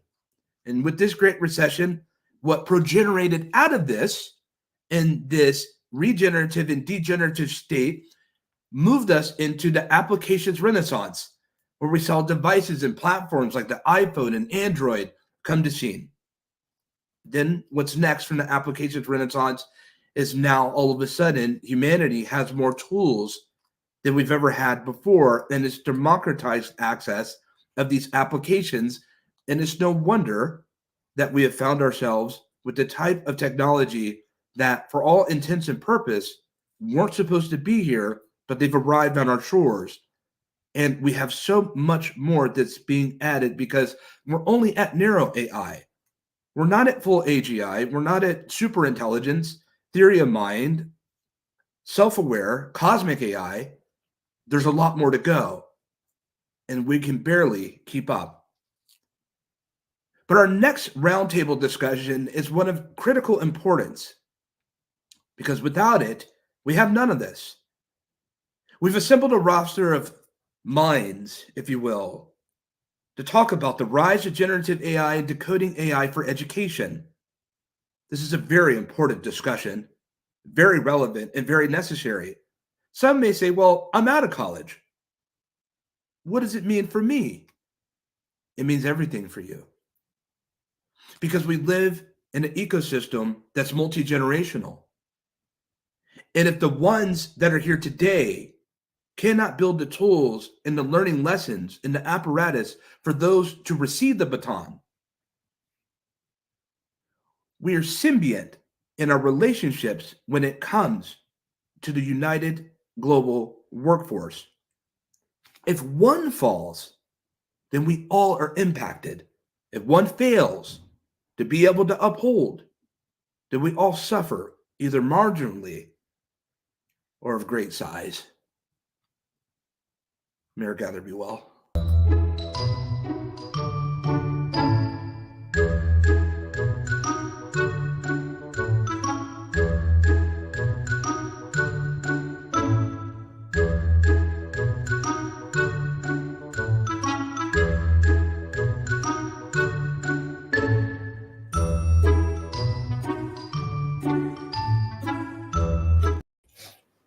Greetings, everyone, and welcome to the Roundtable here at GatherVerse 2024 AI Summit, The Rise of Generative AI and Decoding AI for Education. Audience, we're certainly happy to have all of you here today at GatherVerse.live and the multiple places that we're streaming and broadcasting across the internet, if you will, if that's still even a thing that exists in this generative world of technology. We're so happy to have all of you that are with us, even in our small corner of the GatherVerse world, our YouTube stream, where people are chatting, expressing, sharing, and LinkedIn and Facebook, Instagram, X, and elsewhere. Panel, we have a lot of wood to chop, if you will. We have a lot of places to go, and we only ever really have so much time to be able to do it. So as we move forward, what I want to do is go person to person, but I really want to keep this at an accelerated fashion. And I want you to begin talking about what is your present focus when it comes to AI and education. But I want you to introduce yourself and then answer the question. Eli, kick it off, please. Certainly. So, hello, everybody. You can call me Eli or Ellie. I am a soon-to-be graduate from the University of Massachusetts Amherst in data analytics and computational social science.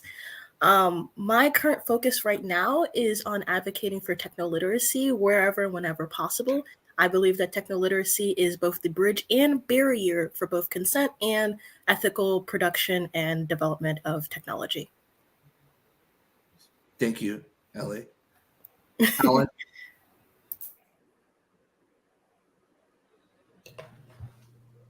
Hi, my name is Alan. I'm with Studio Bahia. We design therapies in virtual reality. We're using AI at this time for in a variety of ways with educational institutions, specifically research institutions.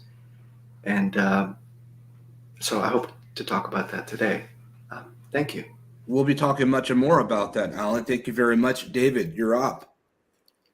Welcome back. Thank you. Yes, definitely. David Lockett, School of Applied Computational Sciences at Meharry Medical College, where we're advancing scholarship and computational thinking in 3 realms of innovating, connecting, and serving. We've got a vast repertoire of projects focusing specifically on the NSF, expand AI, funding opportunity, and several opportunities revolutioning artificial intelligence and computational learning. Welcome back, David. And Meharry, it's such a fine establishment, an institute of education, if you will. Dr. Haman Chandran, or Dr. Kannan, please. Hi, Christopher, and thank you for inviting me for this panel discussion. I am Dr. Hemachandran Kannan. I'm the Director of AI Research Center, and also I'm the Associate Dean for the School of Business at Washington University. So we are making this AI chatbot and metaverse as a new innovation pedagogy for our students to learn the complex topics in gaming way. That's what we are implementing it, and we are doing it for each courses, and we are building in the course curriculum. Yeah. Thank you, Dr. Kannan. And Jamal, we're so happy to be able to have you here with our first Gather with you, especially when on education. You and I have had some very incredible and very mind-opening discussions, if you will. Will you share with us some of those things and give us the outlook on who you are? Sure. Jamal Thomas. I co-founded Black on Black Education with my daughter, who's a teacher in the South Bronx. Our focus at Black on Black Education is making sure that the education system becomes much more responsive to students' needs, to their curiosities, to the challenges that they want to solve in the world. As an individual, I'm now focused way more in on artificial intelligence literacy as well as futures literacy, helping kids to take a look and understand their place in the world today, and the place in the world that they can actually create. Thank you so much for sharing that, Jamal. Roundtable, our panel, I tell you now, we're going to stay scripted and off scripted. We're going to be on track, off track. We're in the forest, we're in the meadow. We're jumping all around. We need to, because that's what time it is. Ellie, help me to understand something. You're in the trenches of UMass right now as we speak. You're in there. You're in the warfare of education. When we talk about AI, you're seeing what's happening as a real-time living example. What does it look like to be a student in 2024 in January in this present era of AI? Yeah, that's a fantastic question. I think right now it is a back and forth of the ethics of using AI in general from a student perspective. And I'm hearing a lot of conversations from different coalitions. Just last year, the 5 colleges, which is the University of Massachusetts, Amherst College, Smith College, Mount Holyoke, and Hampshire, as well as Williams College, have come together to create an AI coalition amongst libraries to talk about the ethics of giving access to AI or why students use AI. And so I'm part of those coalitions talking about why are students using AI. For me personally, I've used AI mostly for my own curiosity. For example, I just took a quantitative analysis course and I had a lot of fun taking multiple different AI tools and giving them the same prompt that I was expected to answer and seeing how each one came out with a completely different answer when it's just math. So, from a student perspective, many are using it in order to deal with the workload. From my perspective, I'm just being a nerd about it and exploring the ways that we are generating responses for our innovators of the future. It's a very fascinating consideration. And let me do a quick follow-up with that, Ellie. Has it been dramatic in change for 2023 leading into 2024, or has it been more subtle in this transition? I would say subtle in terms of actual workload or in the ways that it's being used. In terms of job hunting, definitely more dramatic because there's so much more stress about how much AI do I know? How can I use AI to help me in the job hunting process? So it's a very interesting switch from in school, it's the same progression of how can I use this to get my essay done. But in terms of job hunting, it's how can I learn as much as I can about this thing or learn what role is about to be replaced by AI. And I think this catalyzes and justifies the reason for new education, new educational settings that we're seeing, Jamal, new ventures are going off and rethinking and reimagining education outside of these incredible educational institutions that we see. And you are doing just that. You ventured off into a new space, a new venture, because you and I know that the importance of emerging technologies and the acceleration therein is so critically vast that most people, even technologists, are in need to go back to becoming students to some degree, Jamal. You're 100% right. I mean, we live in a time where change is occurring at such a rapid pace, but we're human beings who don't, like change. And to me, it's I say to people all the time, civil society is not promised. And if we don't get this education thing right, if we don't stop graduating people who just don't have the skills to live in today's world, I fear for what's going to happen in society. And if we do pick things up and say, I love history. I love history class, but why don't we have future class? Why don't we let kids who are sitting around today saying, I'm just not with what I'm being taught. I'm not going to do it. Wasn't doing it last year. I wasn't doing it 10 years ago. And I'm not going to be doing it 10 years from now if we continue with this system. But if you show me, oh, wow, artificial intelligence is going to do all of these things. I want to watch the Jetsons. I don't want to watch the Flintstones. I want to see where things are going, not where they have been. And you show me what that is. Now today, I have a different understanding of my place in the world. I have a different understanding of what I'm actually coming to school for.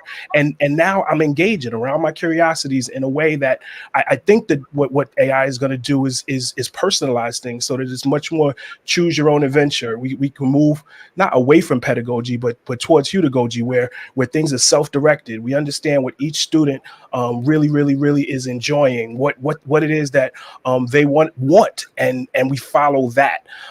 If we do that, I'm hopeful. If we don't, I'm very much not. It's a very interesting consideration. Thank you for sharing, Jamal. Dr. Kannan, I'm coming to you because I want to understand something when it comes to, and as it was alluded, and it's expressed earlier by Luis Rosenberg, who was on our first roundtable discussion with Dr. Furness this morning, if you will, at least in Silicon Morning PST. When we talk about the ecosystem of information, disinformation, misinformation, it's a really big deal when we look at it on the collegiate or academic level, because we may find ourselves in a situation, audience, where we're giving whole entire lectures, whole entire educational courses are being developed on misinformation, and to the recipient or to the deliverer of this information, she or he had no consideration. They had no consideration that it was misinformation in the first place. And so it gets handed down from person to person. I have a real concern with this, Dr. Kannan. What are your concerns and considerations when it comes to this? Yeah, the thing is, like in 2024, many students have been using a lot of AI tools. But the thing is, like, AI can generate the content, but the humans need to validate that whether the content which is generated by the AI is right or wrong. So that is what the human intervention is must. Where apart from this, the one more thing which I want to say, this is like, when we implement those kind of things, like for example, if we are giving an assignment to the students to write some assignments, but the thing is, like, we doesn't know whether the students are using some AI tools to create the content for that, and they're coming and submitting to us or not. So what we are doing in this is, like, we created some AI assessment policies at Watson University. So that will help, that will guide the students that how to use AI in an ethical way, where there will be no bias, and they will be in it, they will follow the ethics in how much AI content they should use it to write the assignment, so that there will be no misinformation will be happen, and it is validated by the students, and it is validated by the faculty who is going to evaluate these assignments. Dr. So Kannan, I had to do a follow-up with that because it's really important. I'm sure that many of us concur. I certainly concur. Not that you needed me to, but I concur with what you just said. But my bigger question and concern is, have you begun to see this process of human validation? Has there been implementation of processes and methods that have contributed towards this way of thinking? yeah, it's absolutely, uh, human intervention is must in this. Without that, we cannot validate AI. That I am sure about it. Because if you take ChatGPT will generate the content because it has been trained till 2021. Apart from that, if you ask any details, it won't give. And even if you ask to write some article, and if you ask to give some reference to that, those references will be generated. But if you cross verify those references with the real time, it's not validated, it's a wrong one. So those things we need to look into it, and we need to validate those things, then only we can use it for writing some journals or something which you want to learn for it. I So have a that, real hope. I have a real hope coming on the heels of that and piggybacking, if you will, on what you just shared. And thank you, Dr. Kannan. I have a real hope for academia as a whole, across the stratosphere, if you will, that I think that she open up to a cloud consistency of information on how to tackle this as a whole. It shouldn't be a single variant, if you will, or single one institution tackling this one problem for themselves, because it's shareable, it's relatable. And might we open source universal understanding when it comes to understanding the nativity and the etymology, and to some degree the beginnings of where content originates from, to maintain the integrity of the current disposition of that content itself. We'll put a pin in that for a second. Alan, I'm jumping over to you. David, you're going to be right on. But Alan, we need to go and talk about the personalized learning experience for students, not just the students that are here in Silicon Valley that are eating good every night, roofs over their heads. We're not going there now. We're going to talk about all the students in the world, the ones, the haves and the have-nots, the ones that can afford a decent education because their parents are well-to-do, which is great, and the ones that cannot, and the ones that will not have this type of access to what we have. And I'm not talking about even to the poverty of what we see here in the American ghettos. Also in other places where ghettos don't even exist, where barely anything exists. You've been in some of those trenches, Alan, with some of the work that you've dedicated your career path to, especially when it comes to education. How are we going to be able to personalize these experiences for those that are out there that don't even understand completely what, even as Dr. Kannan just mentioned, the Chat GPTs, Bards, the Geminis of the world? How do we give great access to them? And when we do, what does that personalized experience might it look like? Thank you. That's a wonderful question. I'm grateful to have lived in 10 countries and backpacked some 80 countries. I worked at the World Bank out of college, which is international development. And so I think I can share a little bit of how we're using it in a variety of projects and how eventually it'll make its way into low income, middle income countries, which is really the challenge of access, right? How do we get people to be able to access AI from these settings? And in our experience, we have 15 high school interns. And what they've done is very instructive in how they're using AI to create tools. And I think our panel, we're not as young. So we're still quite institutionalized people. We come from PhD programs. We're born out of that very institutional structure. And I think if we take a look at how younger people are exercising themselves with the use of AI, their creativity, generative AI, it lends a lot of insight, and it's probably due to the freshness of their creativity. As soon as we have interns go into college, they lose their creativity. It's like night and day. If they're 15, 16, we just took high school interns all over the place, but if they're 15, their creativity is off the charts. So there's something in education and the institutions that we all belong to or went through that have crushed creativity.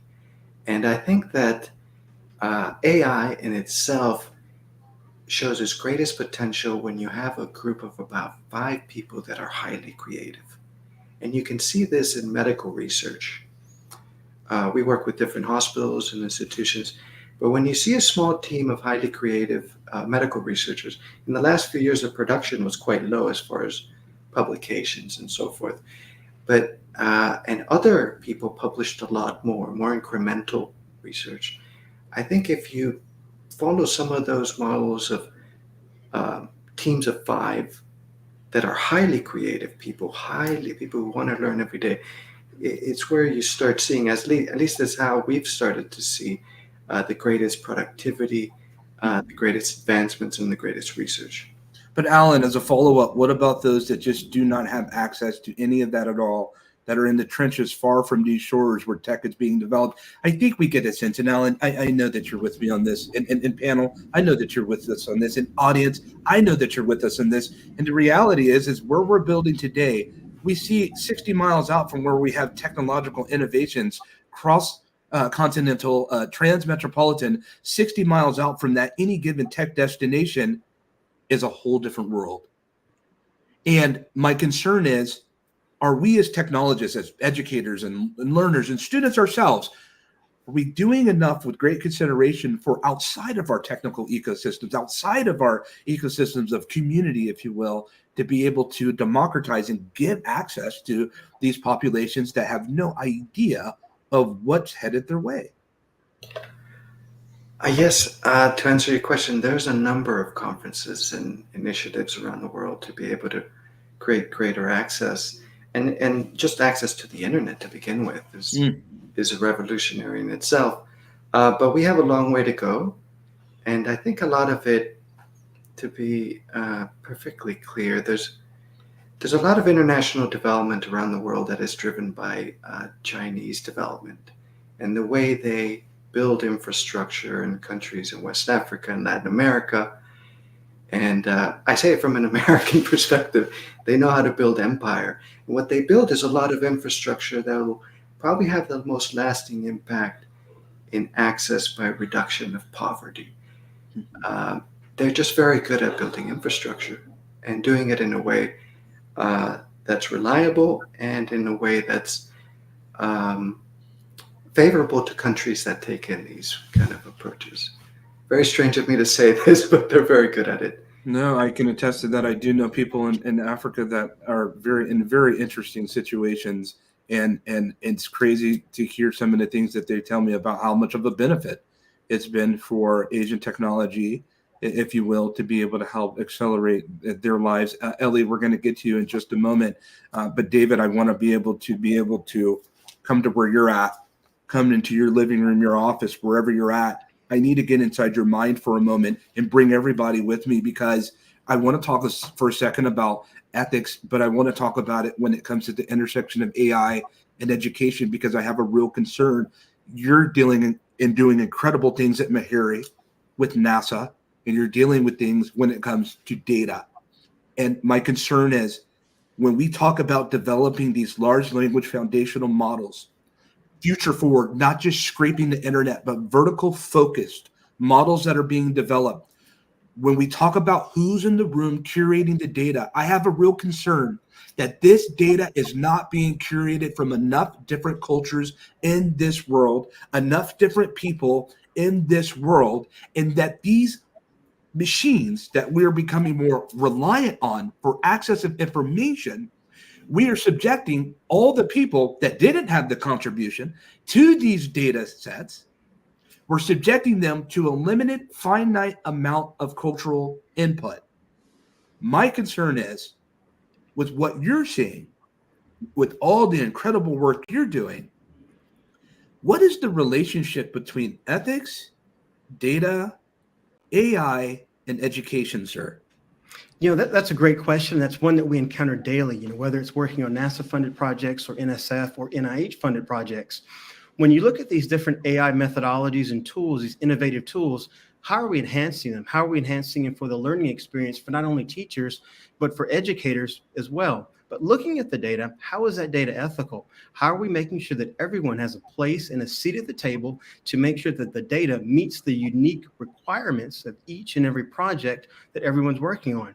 We look at things like individual needs. We look at preferences. How is that data tailored to the specific project?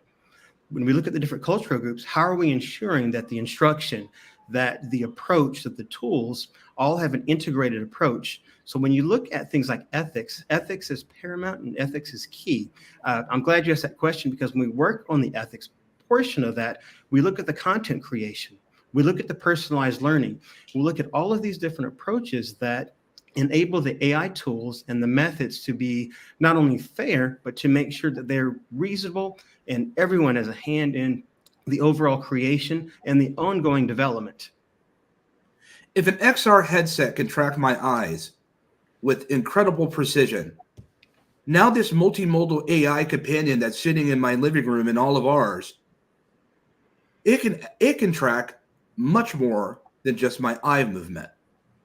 And the more that it becomes intelligent, if you will, artificially, now all of a sudden we lead into theory of mind. Not only the words is it conveying and taking it to the perceptron and doing all the things it's doing with the bat propagation algorithm and figuring itself out in the meanderings of this model, but now it's saying, I could read your expressions, your considerations, and then one day, this same AI audience will say, not only can I read you, but wait, I think I have feelings. I think that I have emotions. And it will begin to move and enable and act off of that. But with the consideration audience, that artificial intelligent thing is taking its cues and characteristics and culture from human intelligentsia. My concern is, which human is it gaining and garnering its inspiration from? We could put a pin in that. Ellie, run with it. You had something to share. Yeah, I had multiple things and I'm stringing my ideas together. So I think, firstly, everybody should read More Than a Glitch, which is a wonderful, fantastic book, which talks about a lot of the things that we're talking about right now. I recently read it in the book club for the Responsible Technology Coalition. Wait, Ellie, who's the author of that so we can give due diligence to that? More Than a Glitch by Meredith Browser. Okay, my blur back. There we go. So Thank you. Please proceed. Thank you. Yeah, of course. I think this book covers many important things, both in the fact that AI is math. That's why I use language mathematically when referring to it. It also talks about who's in the room when developing technology. I do agree that having creative people on the team is incredibly important, but it's also having people who either have the lived experience or who have dedicated their lives to understanding the various types of people who will be using the technology that will be released. And I think that is even more important.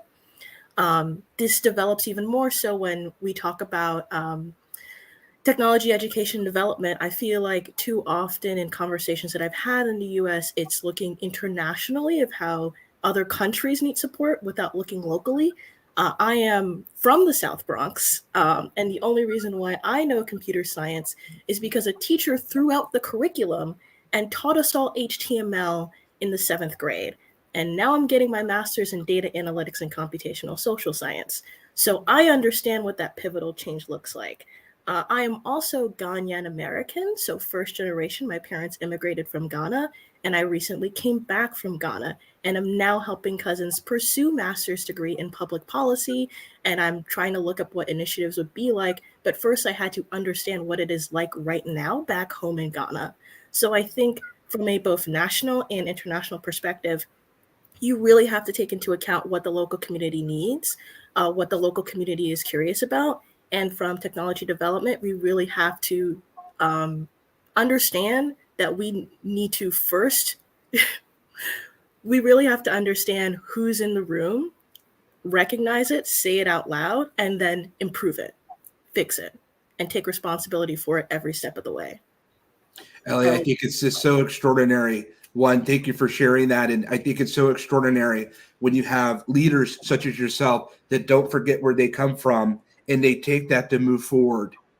Because sometimes we go so high off a mountain, we tend to forget where we come from and we become this completely different person. It is what it is, but you're taking some of that ancestral heritage with you and you're applying that to policy and all the other endeavors, even into our minds under the sound of your voice, what we just heard. I find that very powerful. Jamal, we're coming into you because I want to talk about this classroom and someone that's building education and educational school grounds, virtual or tangible, if you will. But I need to think about, when we think about how can educators ensure a balanced integration of AI into the classroom, because as it's been said already today about the human in the loop, making sure that we're not abstaining, because let's look at it for a second, audience. 2023, January, Q1, here's the headlines for education.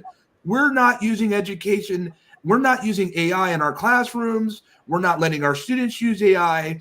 Here comes spring 2023. Well, maybe we'll let them use a little bit of AI, just a little, but not too much. And here comes the end of summer 2023. We need to use this technology. We don't know how to use it, but it needs to be head on.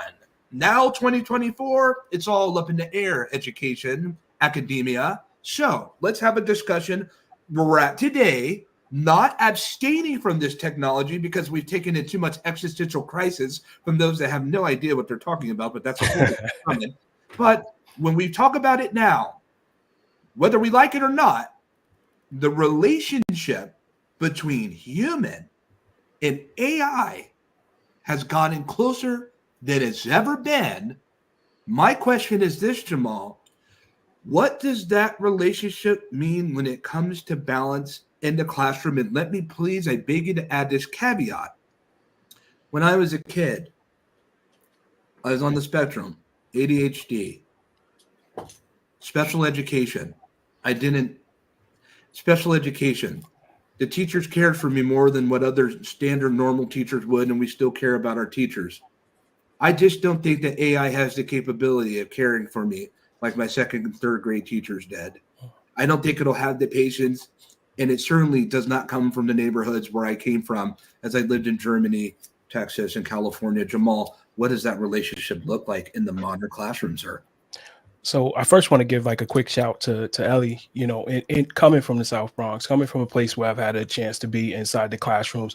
What I know is that brilliance and genius, that those things are everywhere. It's the opportunity that's not always there. And so you give people opportunity and they get an opportunity to shine, and salute to you for doing so, Ellie.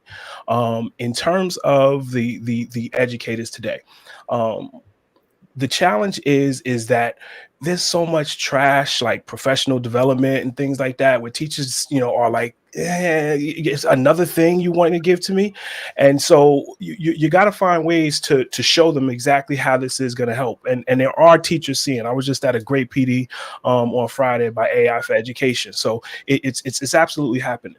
But the educators have to learn, And what I'm excited about is they get an opportunity now to learn in conjunction with the young people, because educators don't know how to use it. Young people don't know how to use it. Why not sit down and actually learn how to use it together? Start to do what we should have been doing anyway, and now have interdisciplinary learning and intergenerational learning. So we're learning not just this, we're not sitting in a box and saying, okay, I'm in biology in 5th grade, and so I have to learn this. Like, nobody's brain works that way. If we want to learn all of these things, obviously things have to be scaffolded, but to introduce kind of AI 101 to teachers and students at the same time, that's something that I'm doing. And that's something that a lot of people are doing. And now the student gets to look up at the teacher and smile and see, wow, like the teacher is learning as well. I think that interaction, I've seen that interaction be one that helps to kind of improve upon the relationship, because if a teacher is just, do this and listen to me and things to that effect, then the students are not going to care to listen to them. If the teacher is sitting there next to the young person learning with them, that changes things. And the last thing I'll say on it is that this is already, that there's tools like Magic School and Comigo, where these things, they are helping teachers write rubrics and write lessons and all kind of things to that effect. So there's lots of time saving right away that give teachers the opportunity to sit down and go and look at the person across from them and actually have more engagement with the student versus engagement with the technology. So they're saving time and being able to create better relationships already, which I think can lessen the teacher shortage, because it gives them more of what they got into the industry for in the first place. Thank you, Jamal. And Alan, I'm actually jumping over to you this one for a specific reason. I know some of your outreach work and what you've done when it's come to education and dealing with accessibility and accessible communities. It seems like right now in real time, the game is changing where we could do more and use AI for good when it comes to getting greater access for those with disabilities. And we look at students, not just children, but students in adult education. So many people have just disrupted abilities that are debilitating and very difficult for them to be able to access information. But it seems to me that AI, I won't say it's a cure-all, but it could serve as a bridge to be able to help some of this, even in remote locations. What are your thoughts on that, Alan? Yes, I think there's a lot of potential, and we're probably at the height of all the possible positive psychology we could throw at it. But at the same time, we've had great developments in technology over the last 30 years, and we still have, whole parts of the United States that are pretty much wastelands. You have white ghettos in Ohio, black ghettos in Mississippi, here in Texas, Latino ghettos. And so we still had 1.5 million dead from the pandemic with all that technology. We still had 20 years of failed wars all over the world. We still had all sorts of bad judgment, even with all that technology we've developed over the last 30 years. So I think we have to kind of temper down as far as AI and its abilities and its capabilities. I think 10 years from now, we still will have those ghettos in the United States, and we still will have those problems. But I think as far as how it would impact us as access is concerned, you still need the same things that people needed before. You needed access to the internet. That's right. To be able to access. So if you don't have access to the internet at this time, what chance do you have of accessing AI? So we haven't even gotten to the point where we can fulfill access for the internet. Can we get there first, and then build upon that for access to AI? And I want to do a follow-up, and thank you for sharing that with Alan. Dr. Kannan, I want you to follow up on that, because he brings up a very powerful point that we're so headfast here in Silicon Valley and elsewhere around the world that we completely think that we've arrived when it comes to technological progress and development. And we certainly do look at our educational institutions that seem more solidified for the intake of this, but the world is much bigger than an academic and educational institution. And we realize that our educators have to teach our students so that they can go out to the highways and the byways and the forests and the mountains and to be able to teach what they've learned in these educational institutions. Dr. Kannan, but how does that add up when so much of the world hasn't even wrapped their mind around Wi-Fi, 5G, broadband, internet access? It seems to me that the challenge of the student is more than what they may have signed up for, yet it's arrived, and here we are what are the challenges when it comes to present day academics and educating our student educational force and preparing them to be able to go out into this AI era of world of work? Yeah. So the first thing, which the previous question which you asked for Ellie and Jamal Thomas. So I just want to answer one more point to that. First thing Please. is like when we think about those things, that the thing is like the students and faculties need to be get trained on various AI tools. If they know how to use it, then the problem will get solved. So all education institutions first need to train the educators on various AI tools, how to use it and how to reduce their work burden, so that, like for example, to create the course outline, to create the curriculum, and to create some PowerPoint presentations, so that if they spend much time, because nowadays the faculties are taking much time in creating the PowerPoint presentations, then course curriculum building, those kind of things. So they can use the AI tool and they can complete all those tasks in a short time, and they can keep much more time to interact with the students and can get more trained on much on with the students, so that they can learn a lot of things from the faculty directly. That is one thing which I want to say. This coming to this AI driven analytics improvement curriculum development, where the thing Alan said, the thing is like uh, the people which we want to learn much things in that future. Yeah, absolutely, I'm accepting to that. The thing is like we need to give the training, especially nowadays. If you see here, recently we connected with Johannesburg School of Business, University of Ghana. So they literally asking us, they need a lot of workshops need to be conducted on AI.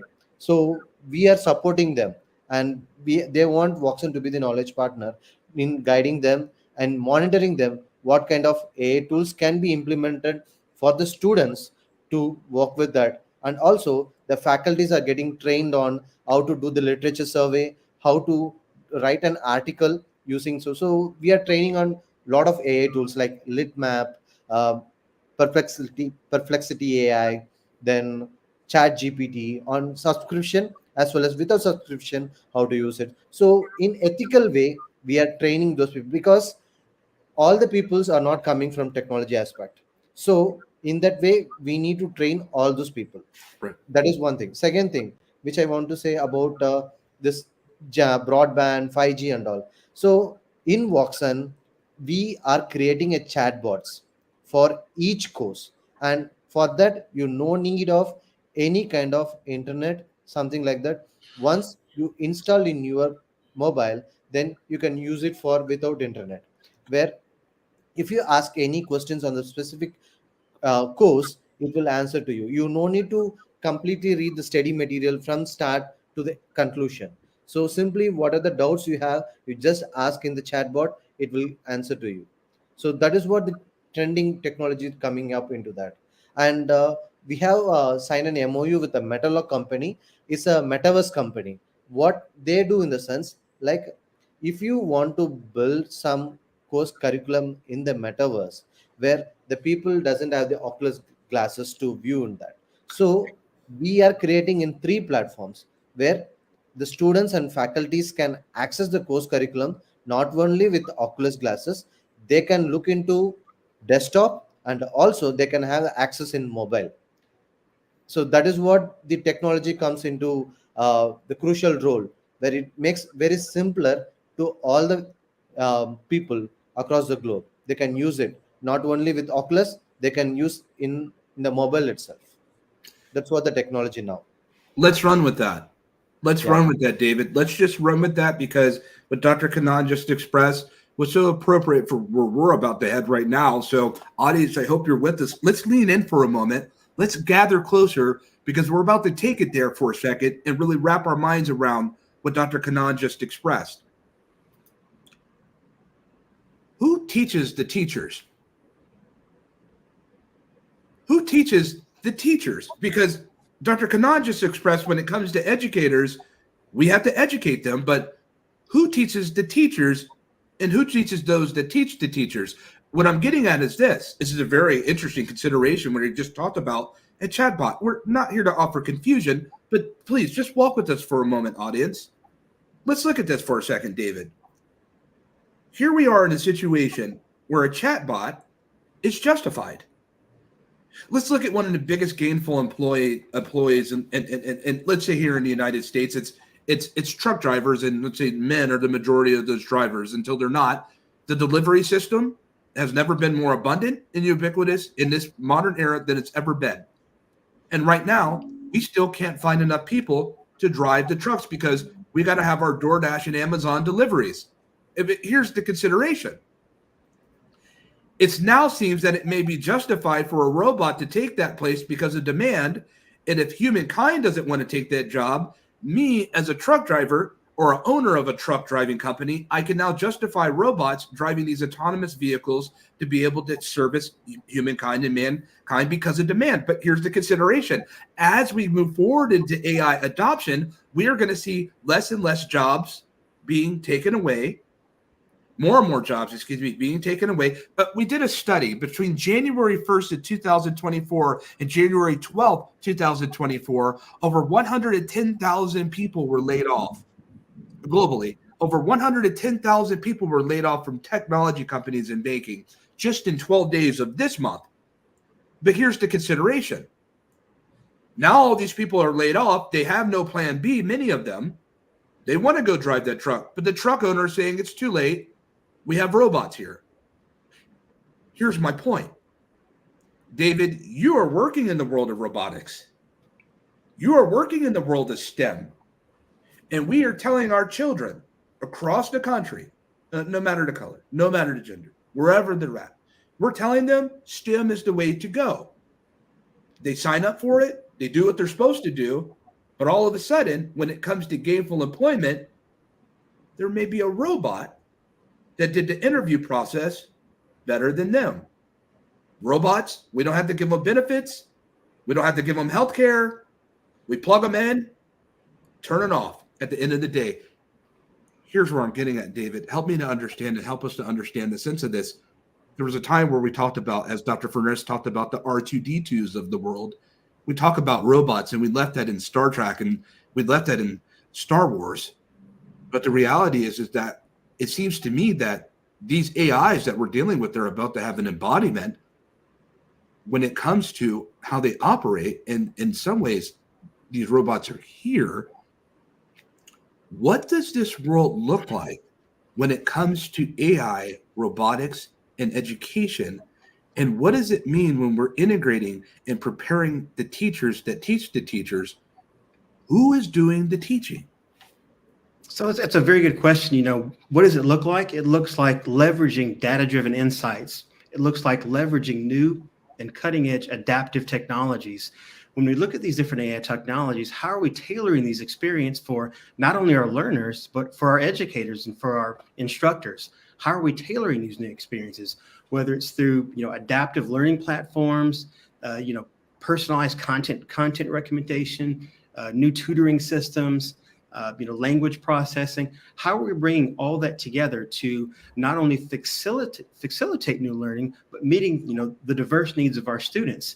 When we look at all this data-driven technology and these new technologies, we have to think, how is it recognizing us? How are we using, things like facial expression? How are we using these computing technologies in a way that can provide academic success for a learner? Because that's the ultimate goal, academic success. When we look at that academic success, we look at, data-driven insights, we look at intelligent systems. We want our students to not only take ownership of this learning journey, but we want them to have, a deeper engagement and a deeper understanding to where it ultimately enhances educational outcomes and brings us greater and more diverse resources.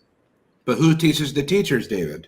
That's a good question. We teach the teachers. Participants teach the teachers. We all have a hand in that ongoing success for not only deeper engagement, but for meaningful understanding and engagement.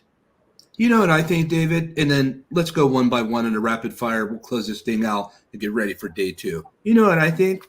I believe those that participate at the GatherVerse community at the intersection of emerging technologies and humanity, I think that they're some of the most capable people to go out here and teach the world on the better way to move forward when it comes to adoption, acceleration, development, build, and for who we build for, ultimately, hopefully, of innovation for human betterment on a number of different levels. But let's do this one by one. What's the most important thing that we need to know from you? Let's be very brief in our remarks, please. Starting with Ellie, what's the most important thing? Is the most important thing, in fact, we're going to start with Jamal, work our way up. Ellie, you're going to close out. What's the most important thing that we need to know about at the intersection of AI and education, Jamal? That we have an incredible opportunity as a country to really lead the social technology associated with upgrading our human operating system. That, you know, we've been told as a country that we are a melting pot, but we not, and we've never really been, but we can be like a potluck where everybody brings, you know, all of their best dishes with all of their different ingredients together to create something where we learn how to get along. Like we can, these are things, this is a part of, we have the social emotional learning in school now, Yes. like, and we put that behind the curriculum. Yes. If we put that in front of the curriculum and start the process of actually learning how to connect and engage, you know, across ages and across, you know, racial and economic disparities, then we can find a way to actually improve the world. And that's what GatherVerse is all about. So thank you for inviting me. Thank you, Jamal. Dr. Kannan, please briefly, really quick. Yeah. So coming to the education sector, if you see that we have a traditional way of teaching, of innovation pedagogy, like for block teaching, board teaching, PowerPoint presentation, those kind of things.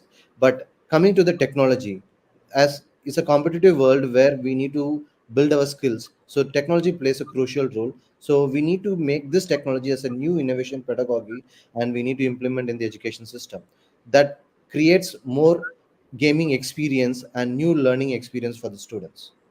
Thank you, Dr. Kannan. David, quickly, please. Yes, it's, you know, it's a multidisciplinary collaborative approach between educators, researchers, content developers, stakeholders, you know, bring everyone to the table and make sure there's a consistent focus on reliability, accuracy, and educational effectiveness. Thank you, David. Alan, please briefly. Yes, I would just say for the audience, I guess, organize yourself into teams of 5 very creative people. Surround yourself by very creative people, because they're showing consistently across industries to just leave the orbit as far as creativity using AI. And so just that. Thank you very much. Thank you, Alan. Ellie? Thank you for having me here. Thank you for giving me the opportunity to share my ideas as somebody who's entering the industry. Remember that you and everything you're bringing to the table is immensely invaluable. And that cross-disciplinary curiosity that you hold is what's going to make the future. Continue learning and continue gathering. And on that note, roundtable, thank you. Audience, thank you. Join us for day 2 and GatherVerse AI Summit 2024. Share what you've heard today. A lot's been said. Consider it. Keep safe. Keep well. Do good. Our gather was well. Thank you. Bye. Thank you.